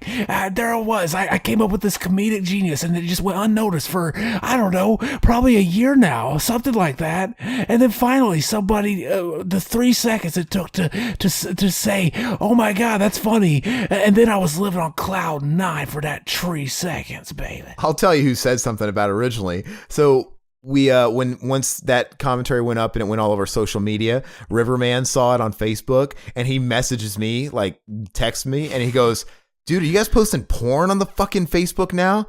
And I'm like, is that how long I've been away? And I'm like, no, dude, look at it closer. I'm like, shit, I know, because I was a little bit on the edge too. I'm like, I don't know, man, is this gonna get demonetized? And it for people that are on Facebook just kind of scrolling through and not paying super attention, it is gonna be a little like eye-catching, and they might get the wrong idea, but it was funny.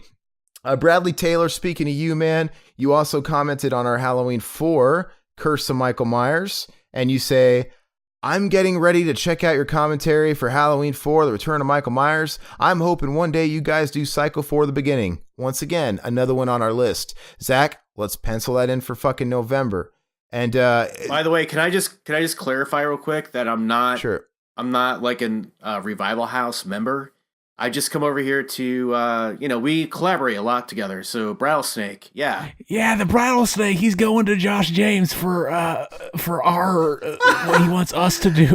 And Brad, we have a Twitter too, and it's so funny you keep asking him. Yeah, don't ask me for favors for fucking, Revival House. Like, look, it's like going to Burger King and ordering a fucking Big Mac. Exactly. It's so funny. I get a kick out of it. Keep doing it. That's a really good analogy. We're together so often though. I can't really blame him. Yeah. I'm just saying, I'm just trying to clarify. I'm just going to the Aaron route. I'm trying to create order here. I'm just saying, like, No, it would be funny though. Like if it is that whole comparison. It's like going to. That should just become a meme. He should come to us for R-rated stuff, and he should go to him for fucking Revival stuff. There you go. I'd be down for that. Sure, our shit's all blurred now anyway. Who really cares? Well, Bradley Taylor, he came back and commented on the same video after he listened to the commentary for Halloween 4, The Return of Micheal Myers, and he compliments us very, very well, and he says, this is one of your best commentaries. If you ever do Rob Zombie's Halloween 2, my sincere condolences. It's the worst horror movie I've ever seen or did a commentary on. I agree, it's not a good movie. It's fucking odd, and it's just gratuitous. There's a Mac and Zach commentary of Rob Zombie's Halloween 2. Maybe I could put that up. Yeah, for sure.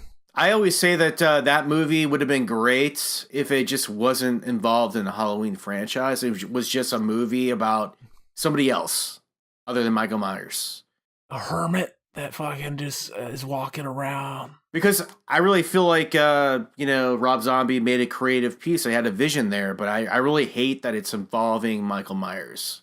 What I'll say is it was awfully ballsy to... obviously he's riding off the success of the first Halloween, which was his biggest hit and was a big hit for the studio. And for them to give him complete control to do it kind of reminds me of the whole Tim Burton Batman Returns thing where it's like, all right, you played ball the first one. You did well. It was a success for us. So you can go ahead and let your freak flag fly for the second one. Let it be totally Tim Burton personified. That's kind of like what they did with Rob Zombie, it feels like. And for that reason, it is the most gratuitously uncommercial thing to be put out by a commercial studio. It's brutal. But think about it. It's a commercial studio that's putting this out, and it was just like this is the movie that was you know what I'm saying? That was pulling it. It's like it was a big studio movie, and it was a movie they wanted it to open up to like 20 to 30 million that weekend, just like the first one. And that's what they greenlit. And it's just like the fact that was the big opening movie that weekend. I mean, I know it didn't do as well as the first one, but just the fact that they were running the gamble on that Well, Aaron, I'll tell you that I did not go see the second one because I hate the first one so much. So Yeah. I saw the second one in theater. You can the only way you saw that fucking theatrical ending is in the theater because it's never been released on DVD or anywhere. I've only ever seen the movie one time, and it was in the theaters. What was the difference of ending, Zach? Fuck it, like, man, I don't remember. Like, there wasn't a moment where fucking Michael talks. Yeah, I've where he fucking talks on the home release. Die. Oh yeah. I don't remember that happening. I remember a lot of people were confused. Like, were they trying to imply that Michael was never there and it was Lori killing people the whole time because it ended with her coming out with the mask on? Cringy, man. I don't know. When I think about Rob Zombie, he's got some nuggets in there of like really good shit, but I think it's just. But you gotta mine him out of the fucking autism mining field, you know? Aaron, he just did that thing that you always talk about doing. Like, I don't get to finish my thought. I know. He's untamed. I finished your thought for you. You should be thanking me. I know. Like, you're so many thoughts ahead of me that you know. That's what he always says to me, too. He's like, I fucking finished your thoughts, bitch. You should be fucking grateful. Like, what? Like okay, thank you? No, Josh, finish your compliment. Zach, we're just going to rub his nose in the shit on the rug every time he does that. The moment's ruined. Basically, he's got some good nuggets in there. He does that. Yeah. But you know, he's kind of like almost like George Lucas in a way where he needs to be reeled in by people who've got ideas of like how to make an actual good movie because it kind of goes off the rails. It's like it's a little too creative. I think Halloween 2 is better. The first one was awful, you know? You literally just said what I said, but longer version of it. But the point is it need to come from Josh's mouth because he started it. Okay. That's the point. That's the point. Back to your corner now. There's a lot of things that you say, Zach, that I already see you saying in the future, you know, but I'll let you say them because I'm not a douchebag. Because he's become so predictable. It's always going to end in incest or fucking a dog or something even worse that will go nameless right now. And we all could fucking write his dialogue at this point. Maybe we should all have a big giant explosion and fight right now and just, you know, have a big hateful moment where we just say a bunch of terrible things about each other. We should do a test sometime. Exactly. Without telling anybody which episode it happens on, I should write a script for a commentary, write Zach's lines and my lines, and don't tell anybody, and let's see if anybody notices and how well I nailed Zach's character. Like, oh, I would say that at this part. I will say that I agree with you, Aaron, that Zach, you definitely need to let people finish their sentences. I'm sorry. I tried to just make a joke. I overstepped my boundaries. All this shit's going to get cut out of the final cut. It's just and Zach, that's just a recent thing. That's ever since you evolved into Mark 4. So that's what I'm saying. Mark 3, man, perfect. But I don't know. No, Mark 3 wasn't autistic enough. Fuck you. You're just trying to downplay my autism. Fuck you. You know, I gotta say though, it's not. You're right, Josh. It's not as bad when I'm sitting on the outside and I watched it happen to you. It's funny. It's not nearly as bad. It's only. I was so graded because it always happens to me. I'm glad you feel my pain. Well, where I'm sitting, in my opinion, it's like, well, why am I here if I can't say anything? If I can't complete a thought, then why am I on this? You're here just to fucking laugh at my jokes, bitch. Exactly. Or I'm here to give Aaron more gas because he's tired because of the blitz. Mm-hmm. Dude, I can't believe you're tasting it right now, Josh. Like. Oh, I'm tasting all of it, man. So okay. We're gonna go on and record an episode of his show next too. No, I don't think we're gonna be doing that tonight. Ain't gonna happen. Oh, really? I'm in no form to do that tonight. That's for sure. I think he's had a couple too. You're probably in relax mode when I don't drink myself, but well, I want to watch the Banana Laser commentary that dropped like 3 days ago. That'll give me some time to watch the movie before I talk about it too. That'll be good. Yeah, we'll catch up on that. We'll do that another time, but maybe next Halloween or something. But so let me plow through a couple more of these really quick. Adrian Mendoza, we mentioned you, so I need to say it. You commented on the assembly cut of Alien 3.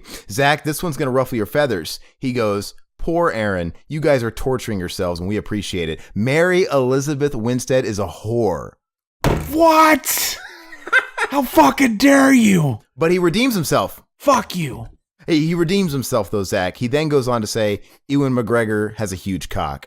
That's something you can agree on. You know what, though? Hopefully Ewan McGregor's dick isn't too big because Mary Elizabeth won't want anything to do with me in that case. Hey, and then he goes, Ripley needed some dick to let off some steam. I agree, man. We already talked about that, man. She had some pent up shit and she had to get it out. So I think that's a scene that, I'm glad that was in the assembly cut. He then goes on to say what we all know. I need to hear the Halloween 5 commentary. He's speaking for the people, Zach. I know you guys want it. It'll come eventually, I promise, when the timing is perfect. And let's see, Adrian Mendoza on the theatrical cut, you also chimed in for Alien 3. Oh, Jesus. Adrian, again? Why do you guys suck this guy's dick so hard? Because he's got a fat-ass dick that tastes good. Why don't you just shut up and know your place? He's the Omega, man. He's the Omega, and he's amazing. He goes, here's some trivia for you. At the end of Aliens, you can hear a xenomorph egg open. I don't think I've ever heard that before. I want to go check it out now. So I don't know if that's like when it cuts to black or credits or what, but interesting. I was a custom framer, and it is expensive because we were talking about having one sheets custom framed.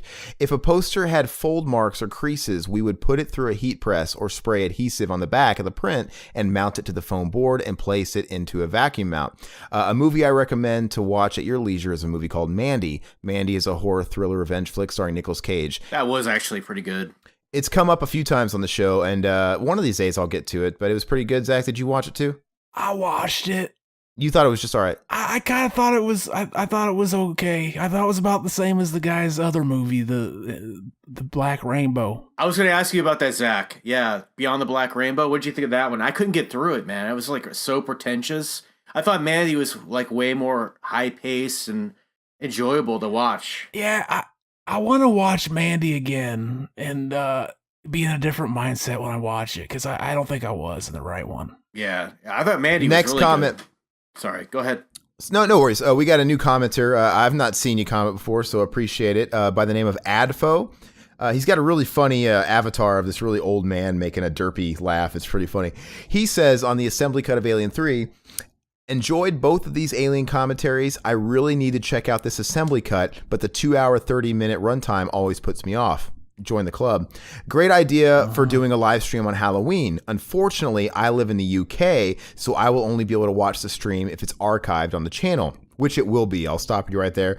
And that's kind of the only kicker with doing live streams is the best we can do is to try and please the people in our country, in America, because that's tough enough as it is, because we already span however many hours, like what, 3 coast to coast. So that's tough enough. Like we're never going to be able to accommodate for everybody. So thank you so much from the bottom of our hearts that you'll at least give us the time of day and watch the repost. So we appreciate that. Who knows, man? If we had enough fucking UK love, we'd do a special one for just your time zone. Who knows? But he goes, love these commentaries as they keep me entertained every day when going to and from university.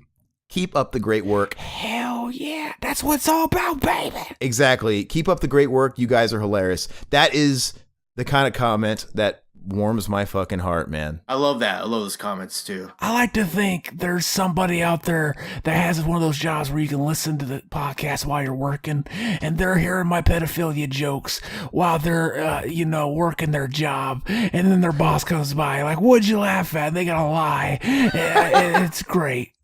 That's a good point, though. That makes me happy, though, man, because that's what we do. And it's not even just like podcasts.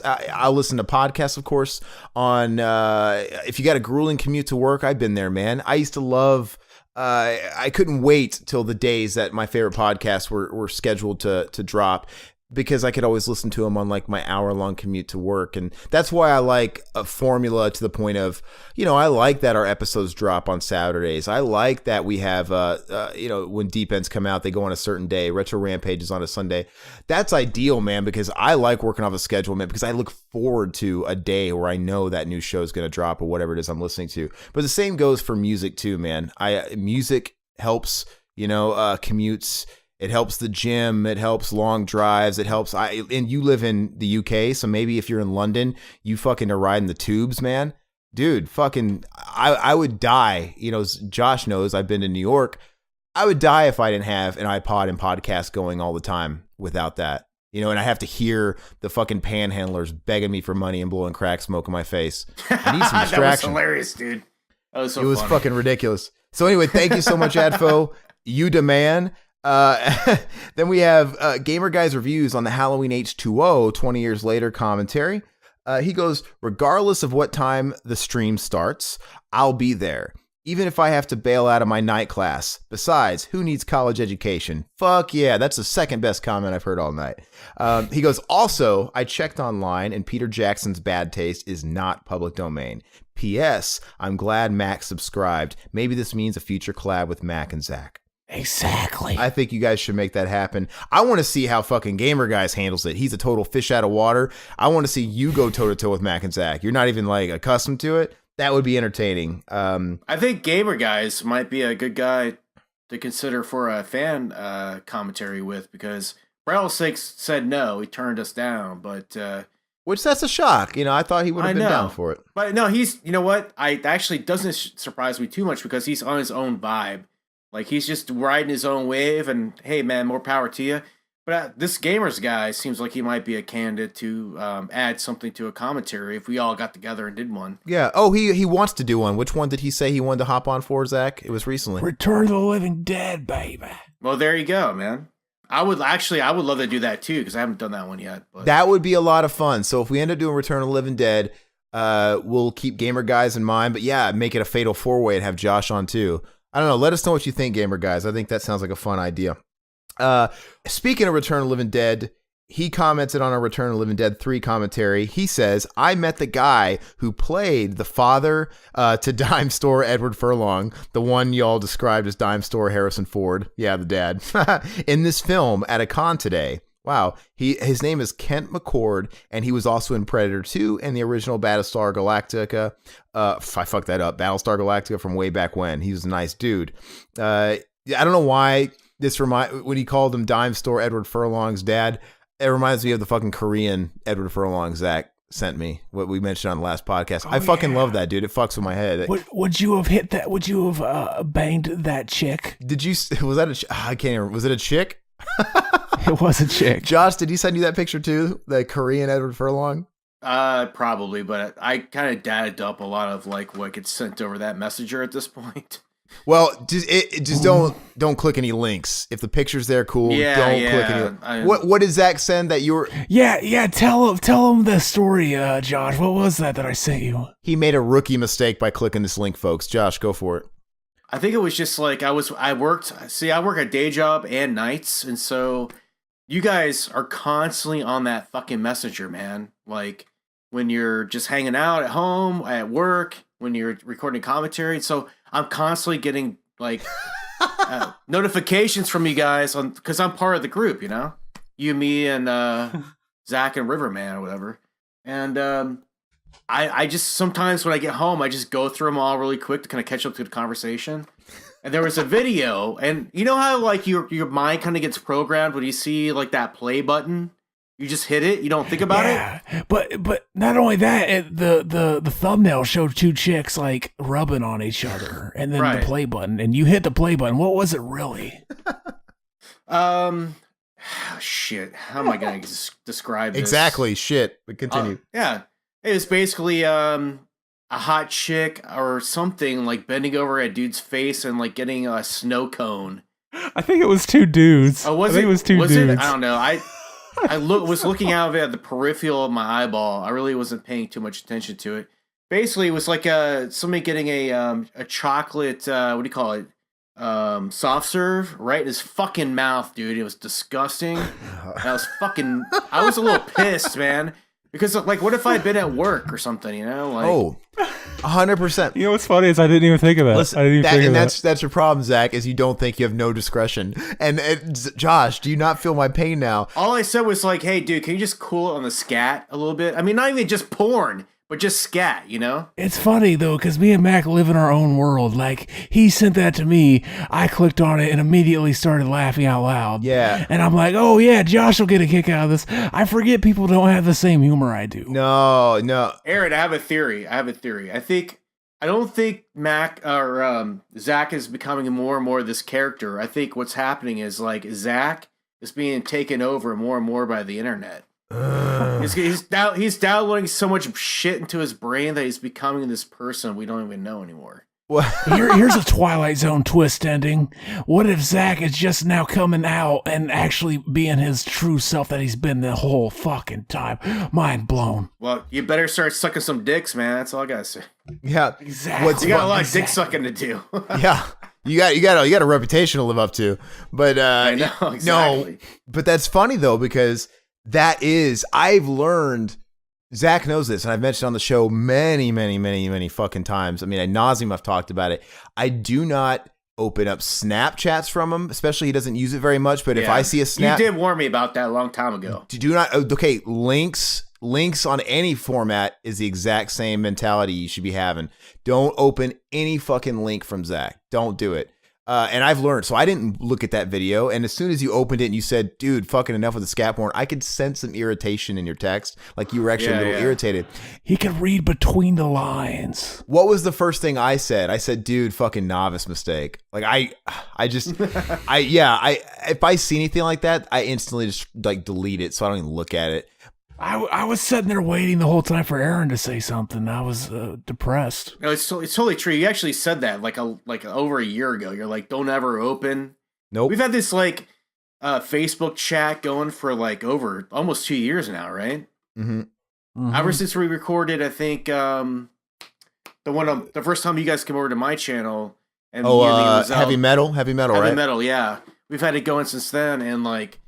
You said that, I think, early on. You're like, don't ever open anything from Zach. And I was like, yeah, you're probably just being overly sensitive about it or something or whatever. Not unless you're okay with being grossed out. And like I said, you don't know where you're at. You could be working or whatever. It's just all kinds of things. Me, it just irritates me. So, see, I don't consider how lucky I am that I don't work with other people.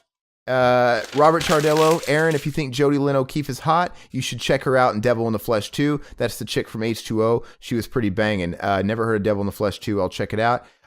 Adrian Mendoza on, I think it's the same H2O. This is all H2O, by the way. Ha ha ha, that cum dumpster Tom Cruise quote. The best quote from Aaron. Aaron, have you ever seen Brokeback Mountain? Zach sounds like he has a cold. Halloween, Night of the Living Dead, or Bad Taste is cool with me. I recently watched a double feature of Frankenstein and The Bride of Frankenstein. Both are good movies, although Bride is a better film. Zach had said he'd never seen a Universal horror movie, which blows me away because he's seen fucking every movie. I've seen those Alex Ross Steele books. They are great. I've seen that scene in Brown Bunny. It's a beautiful scene, talking about the dick-sucking scene. A film I recommend to Zach is a movie called Short Bus. It has straight and gay sex. There you go. Look, he's looking out for you, Zach. Genius. See, I was going to say, too, when we were talking about having gamer guys on, we need to get Adrian Mendoza on and do a fucking Stephen Jeffries porno. Okay, and it's called Short Bus, so it probably has to do with mentally handicapped people, which also is like good for you, right? Anyway, right up my alley. Oliver Closeoff on H2O, he says, let's play a drinking game. Every time Zach says suck a dick, we take a shot. Update, I need it. That's actually funny. It's true. Update, he says, I need a liver transplant now. Bad idea, LOL. See, he knows what we're talking about. It's like Oliver Closeoff is listening. He's right here. He also, Oliver Closeoff, he says, Josh Hartnett turned down Superman Returns, not Batman Begins. I'm sorry, I didn't mean to go Bostonian on you. Well, he might have been offered Superman too, but he did turn down Batman Begins. So sure. You might be right. Yeah, I'm pretty sure. Look it up. It's pretty commonplace. Josh, you might know about that too, being a comic guy. But he turned down Batman Begins as well. I bet he's kicking his own ass over that now. That fucking comic book movies are like the huge thing. Big mistake on his part. That's right, because Batman Begins sort of brought it all back. Anyway, our new listener or new commenter, Adfo, he pops up again on Halloween H2O. He says, another great commentary. You guys should do the second Schizophrenic movie as the commentary for the first. Yes! No, yes. Don't recommend it, please. He goes, you guys should do the second Schizophrenic movie as the commentary for the first movie. Was so great, and the full movie is available on YouTube. Fuck, you're just enabling it. These are my people. All right, we'll definitely consider it. And since Josh was on that one, he'd have to come back for that one. Yeah, I was going to say that I saw that comment last night, I think, and I was like, I'm coming back for that one. Because that was a landmark episode, I think. The schizophrenia. Interesting. It was a good episode. And it is on YouTube, so maybe we could probably... Why didn't we make Schizophrenic a video commentary? We could have got away with it. Is it really on? How does that happen? Well, he said the sequel is for sure, so we'll see. Yeah, If it is crazy. If it is, we'll see about doing a fucking video commentary. Anyway, last 2 comments and we'll wrap up. Gamer guys, you comment on H2O. The only official release of this... oh, sorry. We're on Freddy's Nightmares No More Mr. Nice Guy. My bad. We just dropped that this week. He goes, the only official release of this show was a bonus disc on the Elm Street Blu-ray collection, but it's only 2 episodes. And I agree with Zach. House is awesome. The first one, at least. I have to disagree. I fucking hate House. I like the second one too. The Freddy's Nightmare commentary is fun, man. I like doing those short and sweet 45-minute knockers, you know? And yeah, and Zach's in rare form in that one too, just trying to be a ball buster, but it's a lot of fun. I listened to it today. Last comment on Freddy's Nightmares. No more Mr. Nice Guy. This will wrap it up. Oliver, close off. You say 1, 2, Zach's coming for you. 3, 4, better close your ass crack. Okay. 5, 6, grab your crucifix. 7, 8, going to ejaculate. 9, 10, never come again. Hell yeah. I like how your comments are becoming a snowball rolling down a hill. And so, like, the more like fans you get, the more like comments, like you acknowledge the comments, the more crazy shit they're gonna say in the comments, which is brilliant, you know. Love it. Which, if you guys just want me to say things I'd be embarrassed to say, then just leave a comment because I feel a need to read them. So you'll hear me say stupid shit. Inception. The only thing I would edit about this comment, Oliver, is the first line should say 1, 2, Zach's coming on you or in you. That's the only thing. I think that would fit perfectly. But that's brilliant, man. I don't know. That's definitely rounding out top 3 comments. That was fucking great, man. Zach, you should be proud of that one. That's all we got for comments. We appreciate you guys. We didn't say it at the top of the hour like I should have, but I want to promote again. Halloween night. Zach and I are doing our very first ever live stream. We're going to start it off here doing it on YouTube, obviously, because there's more of a following here. We just established a Twitch account. Please go there and follow that. Zach, we need to start putting the Twitch link in the YouTube videos because I noticed it wasn't on there. We'll have to go and edit that. They're in there now. It's okay, cool. So it's a Revival House Network. We're on Twitch. The idea and concept is we'll start on YouTube because you guys are here. And then hopefully I think we're going to start doing them on Twitch. We want to kind of move that way for that stuff because we're not going to change the way we do things. YouTube, iTunes, Stitcher, Google Play, all that stuff's there. But we want to start doing more live stuff and more live commentaries, and we think that's going to be migrated over to Twitch along with the Retro Rampage stuff as well. So like I said, subscribe to YouTube, the new Twitch, follow us on the podcast networks like I mentioned below, and leave us 5-star ratings and nice little feedback over there too, because that'll help us out loads. And Josh, we're going to end with you giving a plug of your stuff. Yeah, can you do my plug for me? Oh, is that, are you taking a shit? He's blitzed, baby. All right, so I don't have a problem doing it. I just want to see what you would say if you're going to plug my channel. Yeah, I'll give it a shot, man. So go and check out R-Rated Horror Commentary. That's Josh James's fucking channel on the YouTubes. You can also find him right now. He's part of the Horrorphilia Network, so you can find them on iTunes, Apple Podcasts, Google Play, Stitcher, all of that as well. He's on Facebook. He's on Twitter. You would know because we mentioned the Brattlesnake always constantly requesting for us on there. But he's everywhere as well. And it's a great show, man. We are very much complimentary towards each other. If you like our show, his show's different, but at the same time, it'll please you. He likes all things old school, nerdy, and he has a lot of cool guests on as well. And it's a little bit different of a format. I think this show has that untamed craziness that you were talking about with the whole Zach thing. Mm-hmm. You're very informative. I really like your flow, especially when you got like Wizelle from Banana Laser on and things like that. But you've had some pretty cool guests as of late. Yeah. So it's amazing. Hop over there, give him a sub and all that good shit. It's fucking inspiring. And I don't know what your latest episode is, but yeah, we're gonna be dropping Monster Squad probably the next couple of days on YouTube, and then it'll be up on horrorphilia.com by the end of the week next week. So, and if you haven't been over there, I'll leave off with this. Maybe a good way to ease into it is Zach and I have been on his show a handful of times as well. So I think Zach, in one of our playlists on the YouTube channel, we have collaborations, like a playlist for collabs. That's what I have on my page too. I have collaborations and everything since Basket Case. I think it's like 6 or 7, maybe even more than that. Who knows, man? Yeah. So go look for him there and go down the rabbit hole, and you'll easily get over to him and leave him some love and feedback. That's all we got. Any final words? Zach, you got a final word on the shit movie? This movie, I gives it a fucking 2.5 out of 5. Oh, dude, you're kind. Josh, final words? I'll get it a 3 out of 5. Even kinder. I do the 10 scale, man. This 5 thing is too constricting. I give it, a 4 out of 10. So it's not a great movie. Anyway, thank you guys for listening, and we'll catch you guys next time. And like I said, we got more October Blitz action for you guys. See you guys Halloween night. Adios. Bye-bye, puppets. Bye. Cheers.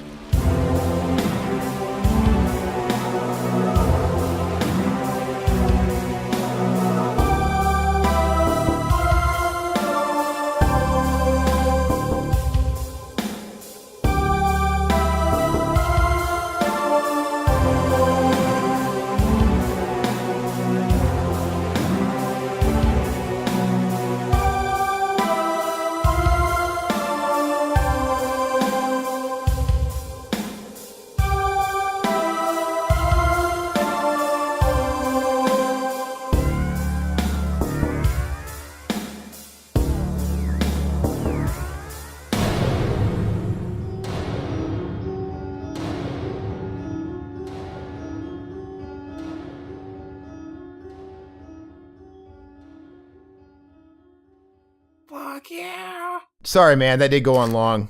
We almost talked about the movie for 10 seconds that time.